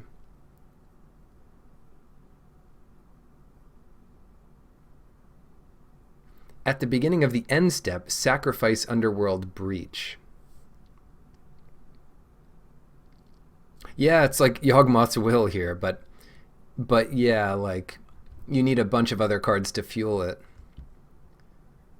You could do the same card over and over again because the breach stays in play the whole turn, and each time you cast the card, if it goes back to your graveyard and it's not a creature or something, do it again. I don't like it at all, but that's just me. No, hold on. We have to evaluate it correctly. If you get a single removal spell back with this, no, I don't like it. I mean, it can replace itself if you just get a creature or enchantment spell back, but you also have to exile the cards. I don't love it. I'd rather just draw another good card. Thrill of Possibilities back. Surprise. Yeah, good in the surprise deck. And just a pretty powerful effect all around. I'm not going to put it in like the good removal spell column, but it's one that is fine to play. Porphyros's Intervention. Oh, and it fills up your deck for the... it fills up your graveyard, which is also good for a number of reasons. Porphyros's Intervention. This one is sorcery, and it creates a bunch of X1 red elementals. Oh, just one, sorry. Just one big X1 elemental with trample and haste. So 5 mana, you're making a 4/1. That's not that good. Right? Wouldn't you rather just have Fireball? But it also doubles as twice X to target creature or planeswalker. Ah, I see. So it's way better than Fireball to creatures, but it's way worse than Fireball to players. But that's okay. Having another attacker might be good for whatever reason. Very good card. I mean, just solid removal. The Acrone War, 3-chapter saga. Gain control of a creature for as long as it remains out. Nice. That happens immediately. And you'll have it... So you can't attack with it that turn. You can attack with it the next turn and sacrifice it the turn after, or give it back. Anyway, the second one is, until your next turn, creatures your opponents control attack each combat if able. Oh, that's neat, because you can have them attack their creature into the creature you stole, and then each tapped creature deals damage to itself equal to its power. Oh, good lord. This is great. So, yeah. You'll give back the creature for sure if you don't have them kill it, or if you don't kill it. So often you won't attack with the creature. Very good card, though. Kind of defensive in a weird way, too. This doesn't seem very good. Wait, am I... That's not about the Acrone War, is it? I might have missed that. Whatever, I think it's good. Satyr's Cunning. Create a 1/1 red satyr with this creature can't block. I think you said that a while ago about that card. That doesn't seem good. And you can keep doing it, but it only exiles 2 other cards. Nah, I don't like this. Nope, nope, nope, nope. Yeah. Oh, cool. The Fireball thing? Yeah, Fireball's good. It's sorcery, so that's a bit of a drawback, but comparing it to Fireball. Well, I mean, let's see. So 2 mana, 2 damage, 3 mana, 4 damage. That's a nice sorcery removal spell. That's already pretty good. Then, of course, it has so many other modes that you might use. Fateful End deals 3 damage to any target. Scry 1. Oh, yeah, any target. Give me some of this. And Scry 1. Right to their face. Yeah, Fateful End is great. Escape Velocity. Oh, cool. Escape. Look at this. Look at this face. No, the other modes are the different mana costs you can use it for. So it's like infinite modes, right? If you want to do 2 things in 1 turn, you can do a lesser X cost, but you don't get quite as powerful of an effect.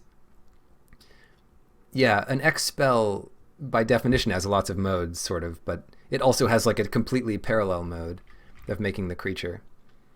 So it's not to be underestimated. The options always make it better overall.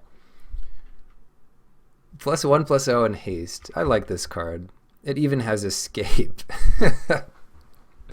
It even has escape.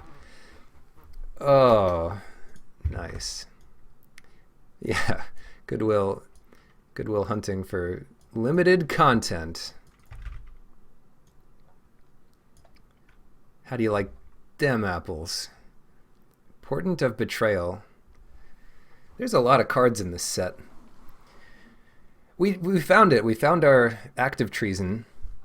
Gain control of target creature until end of turn. Untap that creature. It gains haste until end of turn. Yeah, you need cheap sacrifice outlets to make this good, but I think there's enough that are free sacrifice outlets, and there's just a lot of them, that I think this will be like a, not a high pick, but like a decent pick for that deck. And Scry 1. You'll have to see what sacrifice outlets you have. I think there's some that just tap and sack. Maybe pay 1. And usually that's a pretty good benefit, so dealing with your opponent's best creature and getting some other benefit might add up to a nice spell. But I'm not going to put it in the best cards, just like an enabler. The Triumph of Anax. That's like, we couldn't use Ajax because that's copyrighted. 4-chapter saga. The first 3 chapters are the same because red mages didn't know how to write very well. Until end of turn, target creature gains trample and XO, where X is the number of lore counters on the Triumph of Anax. Oh, they're different chapters. They keep building up. And then target creature you control fights up to 1 target creature you don't control.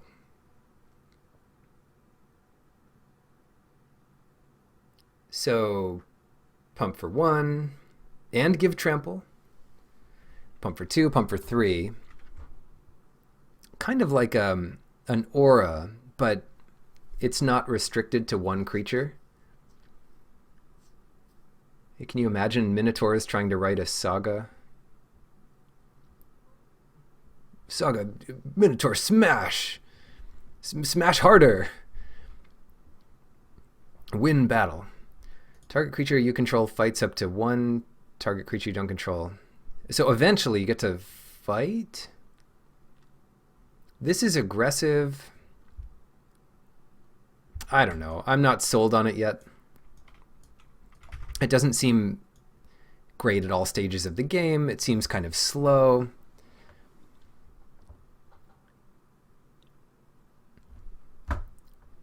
Like, it might be better than I'm giving it credit for. Let's say you have 3 3/1s in play. You can just attack with one after the other, make a 4/1 trample, make a 5/1 trample, make a 6/1 trample, then whatever else you happen to have in there fights their thing. It's some value, but whatever. It's like 1 enchantment, 1 pretty good creature aura, plus a random fight spell eventually. You don't want that many of it. Let's just put it that way. Iroas's Blessing. Enchanted creature you control. It's 4 mana, 4 damage to target creature or planeswalker an opponent controls, and this gets +1/+1. That's very good. Just be careful with it. It's like Flame Tongue Aura, but like if they kill your creature out from under you, you're in bad shape. Yeah, you draw this and you know they've been saving a removal spell. Shoot. Yeah, I'm going to put it over here. I think it's risky enough that... and it's also conditional on you having a creature. So, high variance card. Wrap in Flames. We've seen this too. It's not killing Eldrazi this time. It's killing Nightmares or something. And they can't block. So 1 damage to each of 3 target creatures, and they can't block. Though, if you do this to all your heroic creatures, that's pretty good. So versatile, not great, but interesting. All right, green, the final color, and then we'll have reviewed every single card Theros Reborn has to offer, or Theros Death. Death's Door. What is this set called? Theros Beyond Death. All right, got my tea here. Remember to drink. Midnight Bot has been reminding me. Or Midnight Pearl.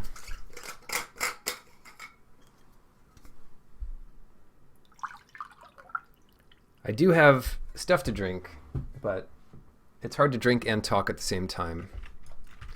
So maybe we'll just look at this. Cetessan Champion. Constellation. Put a 1/1 counter on this and draw a card. That's a Constellation payoff if I've ever seen one. Pretty small to begin with. Yeah, tea, the thing about tea is like kind of dehydrates you. But At the same time, it hydrates you with liquid. So who knows what it actually does. Gift of Strength. Ooh, target creature gets +3/+3 and gains reach until end of turn. We'll have to see, well, we'll have to leave that until the non-creature spells. But we'll have to see if green has a bunch of heroic nonsense. Elysian Caryatid. Add 1 mana of any color. This is 2. If you control a creature with power 4 or greater, add 2 mana of any 1 color instead. So if you remember Utopia Tree, similar to that, but kind of better. Big T lobbyists. More hydrating than water. Well, I think what tea does, it's common too. That's pretty good. Utopia Tree was rare, if I remember. So I like Caryatid.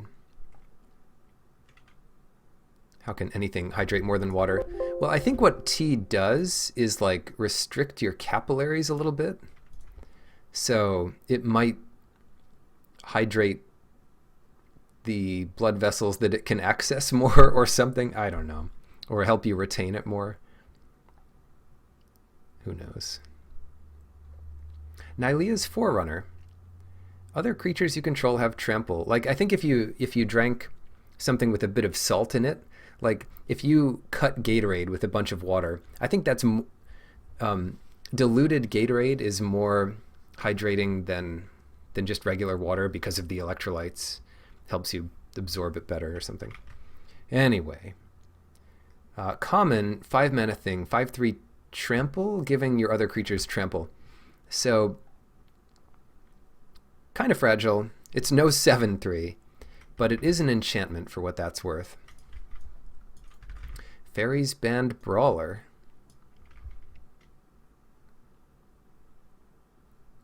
Yeah, I imagine that's true. Just drink a bunch of water, it'll go through you.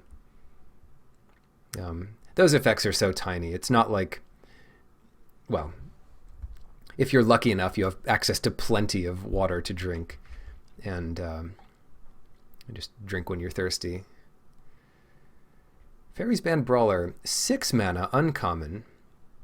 And it's only a 4/4, but it can fight an opponent's creature. This reminds me of the Gruul card that was a 4/5 for 6 and fought a random creature your opponent controlled. This is definitely a bit better than that, but doesn't win as many fights, I guess. Or doesn't win, well, probably wins more fights, but doesn't win fights against as many creatures. It'll trade off a bit more. Dryad of the Elysian Grove. Enchantment creature, 3 mana, 2/4, and you may play an additional land on each of your turns, though you're not playing them from the top of your deck. But it fixes your mana, that's for sure. Lands you control are every basic land type in addition to their other types. So it's like the Urborg of Rainbow Land. It just makes everything everything. Pretty good card. Despite, well, okay, it's an enchantment 2/4 for 3. Playing an additional land card isn't that good if you're not drawing a bunch of extra cards, but it's fine. But in limited, you're gonna not have many extra lands in your hand after a while. But then the fixing is really good if you're in a deck for it. So if you're in like a 3/4 color deck, that's why, because you have that thing. Hyrax Tower Scout. When it enters, untap target creature. So post-combat, it's a fine 3/3 for 3. Nessian, like a better Nessian Courser. Here we go. The card of the set. 7 mana, and it triples your mana. So I talked about this a bit before. Tripling your mana is just absurd. You don't need to triple your mana. No one needs that. It's just like, oh, what can we, EDH players must want this. And yeah, they do, and it'll probably be good. It is an enchantment that you can tutor for with like Academy Rector or something.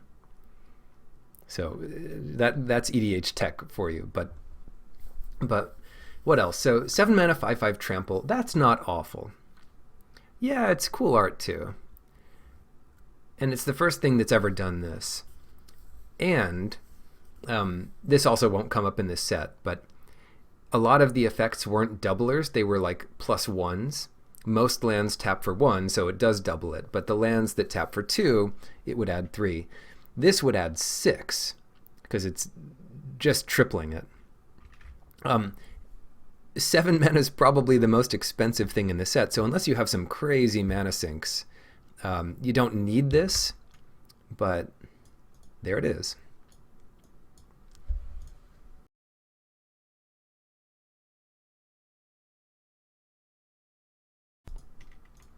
Ooh, a beetle. I wonder if it can sing. Singing beetle. No, Nessian horn beetle. What is it doing? Don't even ask. A 2 mana 2/2. At the beginning of combat on your turn, if you control another creature with power 4 or greater, put a 1/1 counter on Nessian horn beetle. Is it molting? Oh, it's on a scorpion tail. So not only does the scorpion sting you, but this beetle also falls on you. And is that the flavor? That's not the flavor at all. But it keeps getting bigger. It's a 1/1 counter? This thing is great. So you play it pre-combat, and it doesn't have haste, but it becomes a 3/3 immediately? Good lord. This horn beetle is nuts.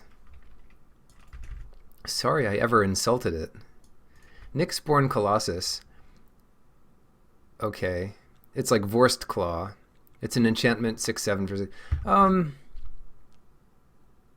Sometimes you just need a big creature.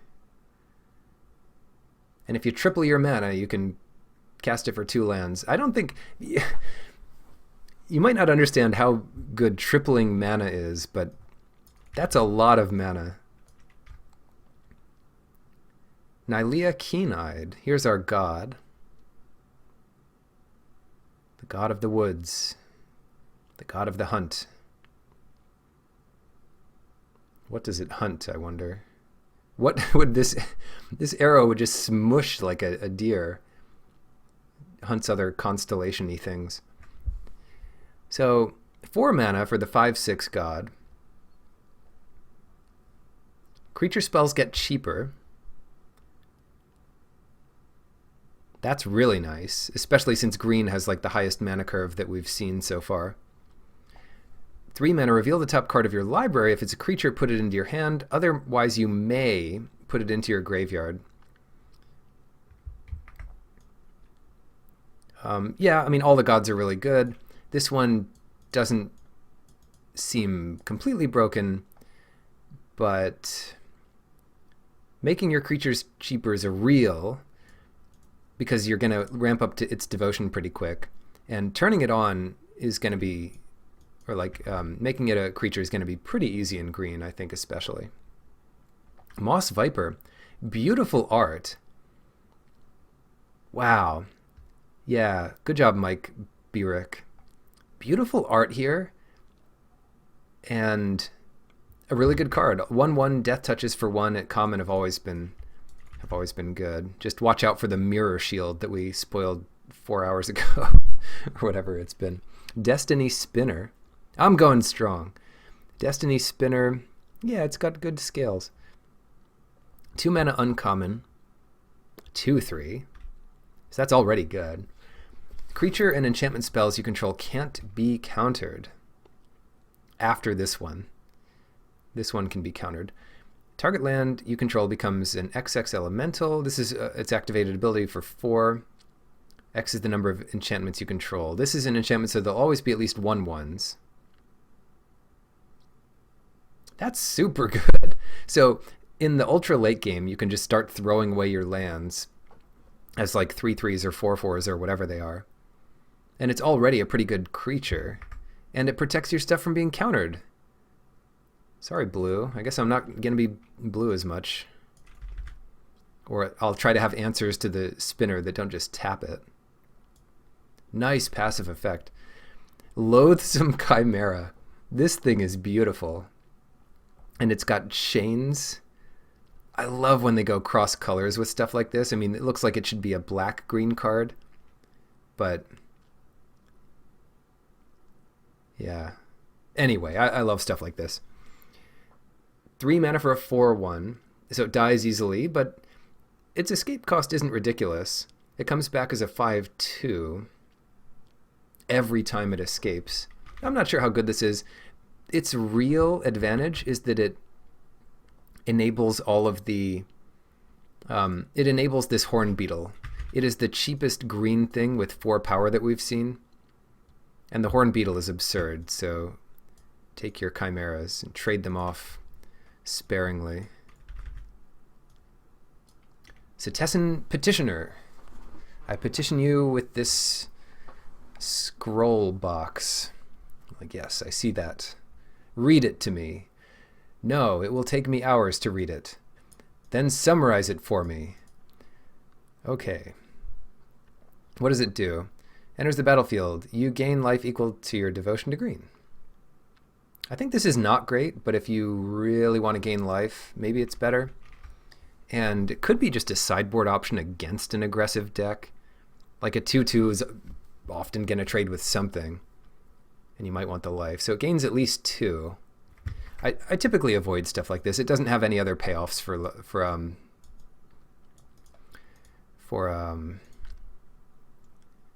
enchantment decks or whatever. Maybe white-green wants it. There were some white life gain payoffs. It does have some other devotion payoffs because it's the heaviest devotion to green 3-drop we've seen. Chainweb Arachneer. A 1/2 reach for 1 with more chains. Why? What's with the chains in green? Nylea is not about chains, all right? When Chainweb Arachneer enters, it deals damage equal to its power to target creature with flying and opponent control. Why do you have so many abilities, Chainweb Arachneer? And how many creatures with 1 toughness are there? Good lord, it escapes as a 4/5? And it does the same thing? Okay, I kind of get it now. Chump block. And then the escape for 5 mana is the real payoff here. Yeah, pretty good. Escape is like... I honestly don't know how good Escape is. It's hard to evaluate. It's just weird because the more you have of it, the worse it is.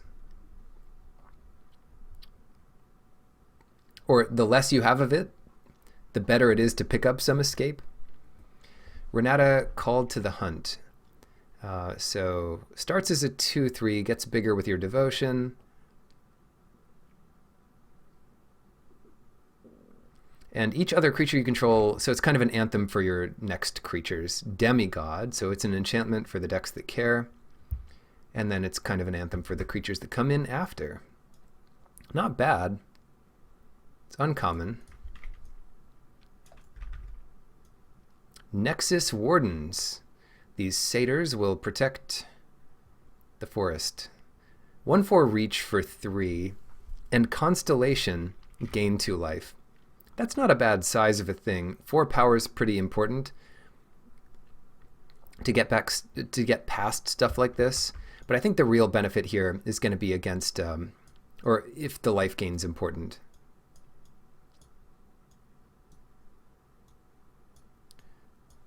Let's see. Oh, Plummet's back. See that? Check out that art pretty soon. Nylea's Huntmaster. 4 mana 4/3, so this starts as a 4/3. And then pumps a creature you control where X is your devotion to green. So pumps it at least 2, most likely. Not a bad size of a creature, and pretty aggressive. It's a common. Strong common. Skola, Grove Dancer. Most games you'll probably only cast Escape once. Yeah, it depends on the length of the game. But yeah, once or twice. But yeah, it just depends on so many factors. Length of the game, number of enablers, all that kind of stuff. Whenever a land card is put into your graveyard from anywhere, you gain a life. And also how many cards each escape needs to exile. Put into your graveyard from anywhere, and then this one is a green one that mills your own deck. I guess every color must have a little bit because every color has escape. 2 mana 2/2. I mean, it's not awful. It's an enchantment. It's a 2 mana 2/2. It's got this weird ability that might help you in the late game when you're under pressure and you need to escape things. And it's under your control.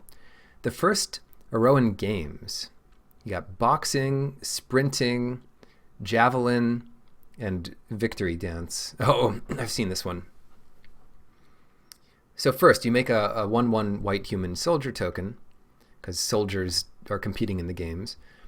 Then put 3 1/1 counters on target creature you control. That's pretty good. So turn 1 1/1. When it's attacking, it's a 4/4, or put it anywhere else. More options. Maybe don't play this as your first creature. And then if you control a big enough creature, draw 2 cards and then create a gold token, whether or not you have a creature to win it. Yeah, that's good. Shoot, it's not a creature though. Oh well, it's kind of a creature. We're going to put that with our creatures here because it's pretty much a creature. Arasta of the Endless Web. More spiders. At least this one doesn't have chains on it. 4 mana for a 3/5 reach. That's dang good already. Good with devotion. It's an enchantment. You're not going to have many of them anyway because it's rare, but it's legendary. Whenever an opponent casts an instant or sorcery, make another 1/2 green spider with reach. So it's already great, but if they go to kill it with an instant or sorcery, you get more value out of it. This card is great. Yeah, nothing bad to say about that one. Nyx Herald. At the beginning of combat on your turn, target enchanted creature or enchantment creature you control gets +1/+1 and gains trample until end of turn, including itself. So aggressive, but it also can pump something the turn it comes into play. So this is pretty strong. It's like a Battle Rattle Shaman, except +1/+1, and a little more restrictive about what it can target. So it's uncommon, and it makes sense that it is. Yeah, much better giant spider, that Spider Queen. Arasta. Voracious Typhon. I don't know what a Typhon is. Apparently some snake beast. It looks like a Moralboro from Final Fantasy, to link it back to that. 4 mana 4/4. That's already good. When it dies, you can escape it for 7. And it comes back as a 7/7. Good. I mean, yeah. Wait, that's a common? That's a good common. I like this better than the Huntmaster. It escapes for 4 cards. But just coming in as a 4/4 is already pretty good. Yeah, I like that one. What was the original mechanic? It was Monstrosity. That was a powerful mechanic. This is not quite as good as that. Setessan Skirmisher. I know, 4/4 for 4, that's a good rate. But the whole set seems to be pretty pushed. Anyway, 2 mana, 2/1. With Constellation, this gets +1/+1. Doesn't seem great, but some decks will want it more than others. We'll see how many flash enchantments there are. If you pair it with a color like white, it might get a lot better. But making it a 3/2 on a given turn is sort of still, you know, they can still kind of trade with it pretty easily. A lot of enchanted creatures will be dying. Yeah, that's yeah, a lot of the text seems to imply that, doesn't it? Sacrifice them. I mean, half the creatures are enchantments, it seems. Not this one, though. 2 mana. Most of the constellation payoffs aren't enchantments themselves. Maybe none of them are, whereas in the previous set they usually were. The previous, or Journey into Nyx or whatever, whenever they printed it. Constellation, look at the top 3 cards. You may reveal a land card into your hand and put the rest on the bottom in a random order. So shuffle up those 2 cards, cut them, call a judge, whatever you need to do to get them shuffled in a random order. Thank goodness this is uncommon. I think they're doing more of that because it speeds up online play. If you say put 2 cards on the bottom of your deck in a random order, that instantly happens on Magic Online or Arena. But it would be harder to, I mean, it's not very nice to implement in life. It's much easier to say put it in any order you want. Mechanically, that's a lot easier, even if it takes more decision. So what did we decide about this? It's okay. It's okay. Nessian Boar. Wow, this thing is huge. 5 mana for a 10/6 with Lure. All creatures able to block it do it. Oh, but any creature blocking it draws its master a card.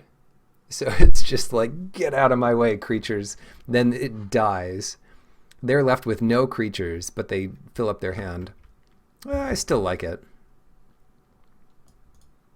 Okay, creatures, pretty good. It looks like we're missing amazing 2-drops and amazing 4-drops in green. It might even be a little hard to find expensive things, unlike what I said. Let's see, in common and uncommon, we only have 3 cards that are 5 or more mana. Yeah, it's worth a thought. I don't think it'll matter too much. But it does mean that, like, you probably don't need to pick the 3-drops. You probably want to pick the 5-drop when you see it, if you want it. But I don't even know how often you'll want it. Yeah, Bestow was pretty good. Oops. Bestow was pretty good. Heroic was not good. And a lot of the set just punished blocking.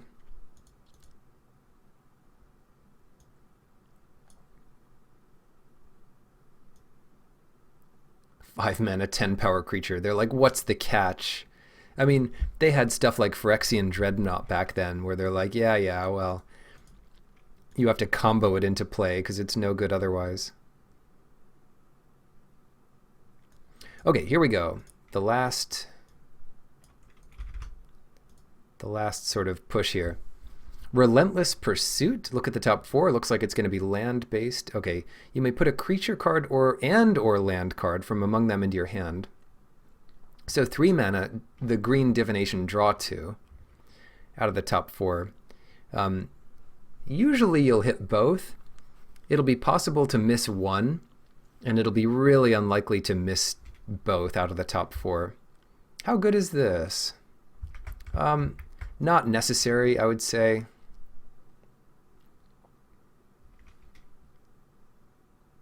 Not necessarily that good. It's not an important card. Sometimes you'll 3 mana, get a creature and possibly a land.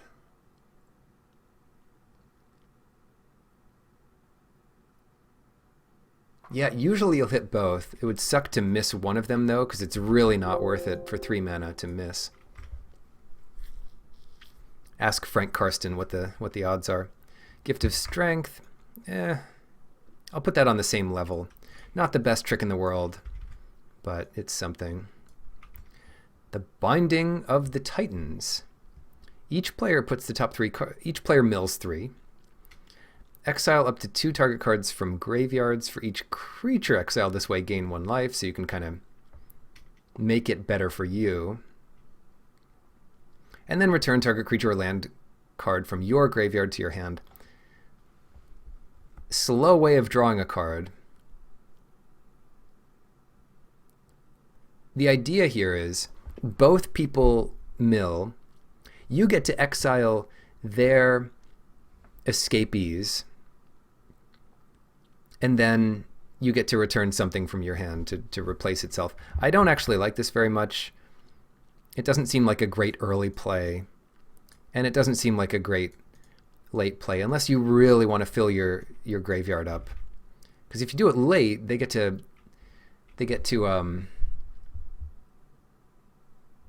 break out their card before you exile it anyway. Breakout? What is that effect called? Escape. Nylea's Intervention. This is the green X rare. X land cards into your hand. That's not bad. And then twice X to each creature with flying, like Hurricane. The first one of these is pretty good. Well, hold on. 5 to get 3?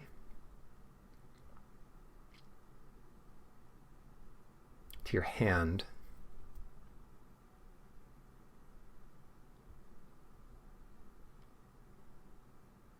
This, I mean, it can kill some, like, a bunch of flyers.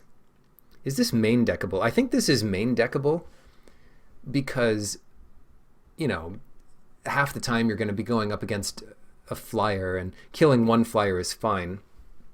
But you can always do this on turn 7 or something and get 5 lands into your hand to reset and sort of improve your card draw. So I think it's main deckable, but not ridiculous. It doesn't get them into play. It's not that good early. I guess it's fine to play turn 3 if you're going to miss your 4th land drop or something. Yeah. It might be better than I think. Oh, yeah. That's a pretty good thought, too. It does fix your colors. Let's say you're 5 colors. You can do this on turn 5 to make sure you fix all of them or something. Yeah. It's definitely a good point. Hydra's Growth. Here's a big aura.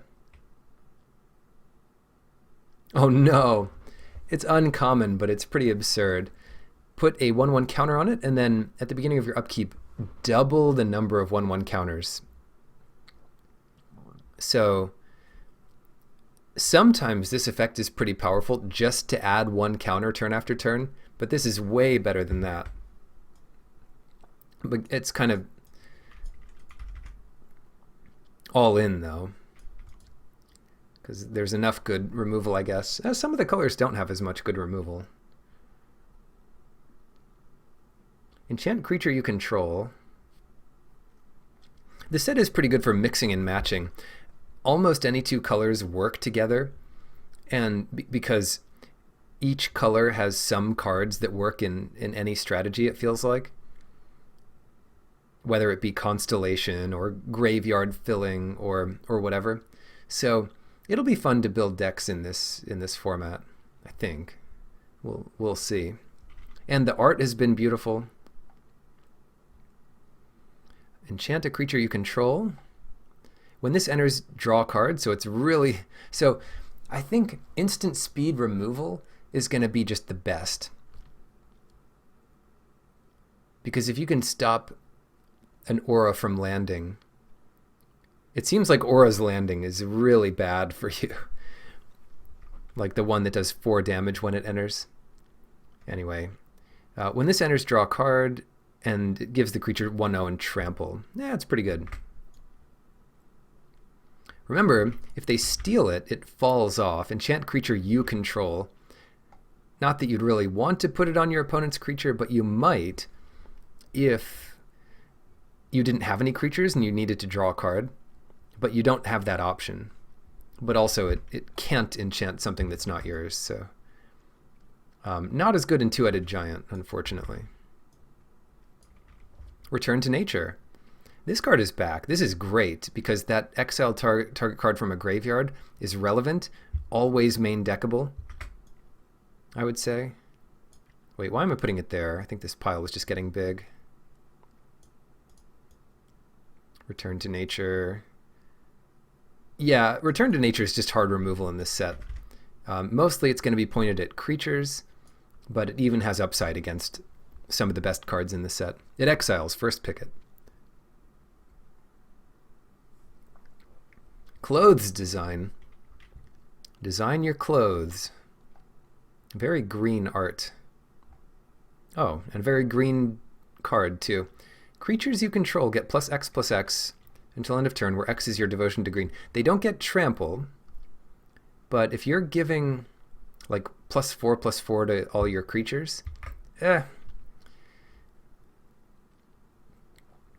think this is a good card to follow up the Forerunner. It's not completely busted, but if your stuff already has trample, it is completely busted. So, not perfect on its own, but actually pretty good if you have some tramplers or evasive creatures. It'll definitely win games. Warbriar Blessing. Ah, another aura. We didn't see any heroic, but a little bit of constellation in green. When this enters, enchanted creature fights up to one target creature you don't control. So this is the kind of removal we're getting. And I think that's fine. Plummet. Take a look at this art.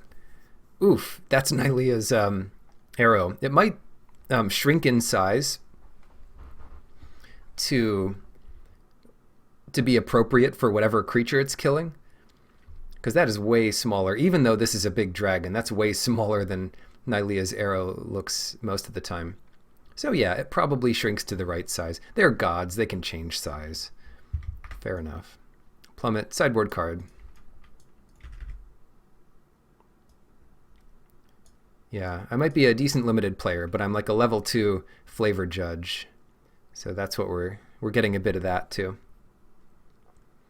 Smush-a-Deer seems fair. I mean, it would still like...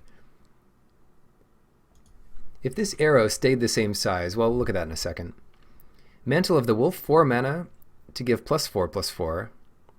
And then when it dies, make 2 wolves. I mean, that's the thing. If this lands, it's going to be good. Unless they exile it or something.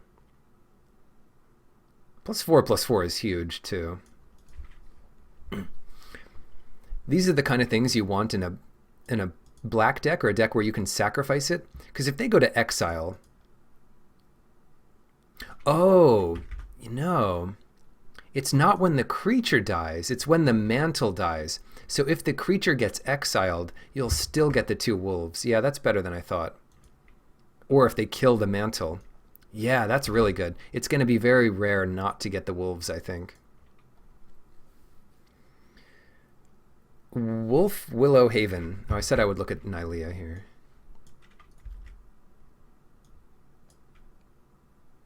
Yeah, this arrow is like as big as a mountain. Give me a break.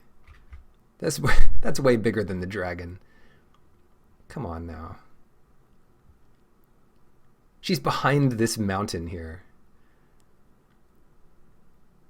But I think it shrinks to the size of the prey, of the target.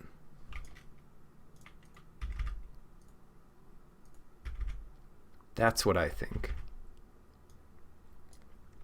That would make sense. Now, Nylea can hunt whatever she wants. Wolf Willow Haven. Enchant land this time. And it adds another green, like Wild Growth. And then sacrifice this. And you can use its own mana to sacrifice it. Make a 2/2 green wolf. So you can use this to ramp up to 4 mana. And contribute to your devotion to green and your constellation. And then later, You can cash it in for a 2/2, which is probably fine. Yeah, that's useful. It's not useless. Inspire Awe. 4 mana instant. Surprise. Prevent all combat damage that would be dealt this turn except combat damage dealt by enchanted creatures and enchantment creatures. This is sideboard material at best. It lets you control, like, assuming half of the creatures out are enchantment and half are not, it lets you manipulate combat in an interesting way, but like you block, this is how you do it. You block your enchantment creatures on their regular creatures and then take the damage from their enchantment creatures.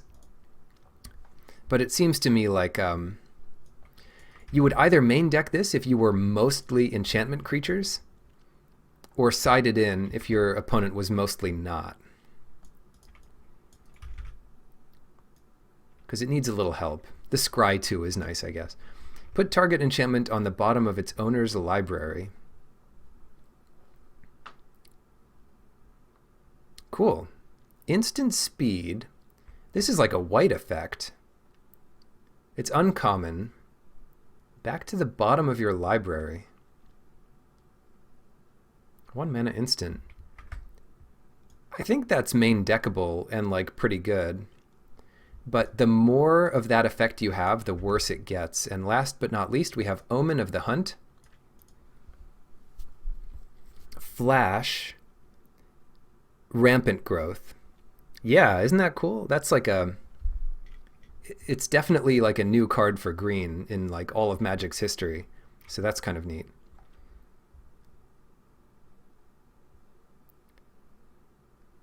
Okay, so Flash, 3 mana enchantment. So this is nice because it Constellation, Devotion, all that stuff. Rampant Growth. So you're paying 1 more mana to get all of that extra stuff, including Flash. So the surprise deck even benefits. Like blue-green. You can make a blue-green or a red-green like deck with a bit more synergy. And then later, like all the omens, sacrifice its Scry 2. So nice, keeps you going. I like this one. I like this one quite a bit.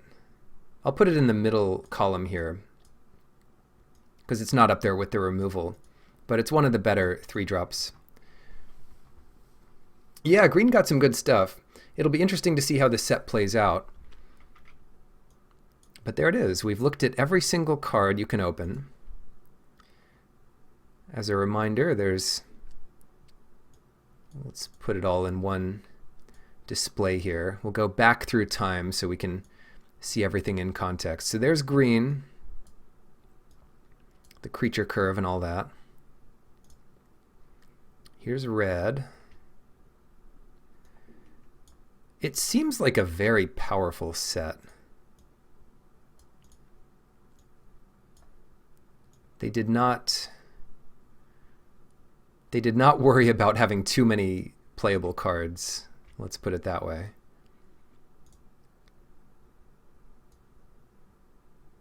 So in some ways that's good, but in some ways it's fun to have cards that are like just bad and to be avoided, and like randomly they'll be good sometimes. But you can't just tell someone like, oh, you're bad because you played that card. Now it will be more like, you're bad because you played those cards together. Why didn't you focus more on synergy or something? So yeah, it should be a fun set. Very aesthetic. There's white. Here we go. Yeah, we didn't find anything as good as Ashiok or Dream Trawler. These are the 2 best cards of the set. And as a reminder... Oops. As a reminder, I mean... this one is 6 mana, 3/5 lifelink that can't die, gets bigger on your turns, or whenever you draw a card, or when you attack. And then Ashiok is just like 5 mana. Make some ridiculous creatures that mill you, whether or not Ashiok is in play. And that pluses up to 6 to do that. Protects itself in another way. And then just wins with the whatever. Yeah, you missed the hex. Yeah, protects itself by discarding all the extra cards you draw. If it's already attacked, it'll already be tapped. So you can still do it. So I think those 2 cards are just by far and away the best. But so if those are the big bombs of this set, and Titans and stuff are good too. It seems like a very synergistic set. You're going to want to build cards that work well together and make sure you have some removal. There aren't many good artifacts, but there's a couple playable ones. And last but not least, make sure you pick up your foil Pokemon Energy tokens. That's it. Now we'll move into questions. So thank you. Good luck at your pre-release or whatever, whenever that is. That this weekend? I don't know. Whenever it is, good luck.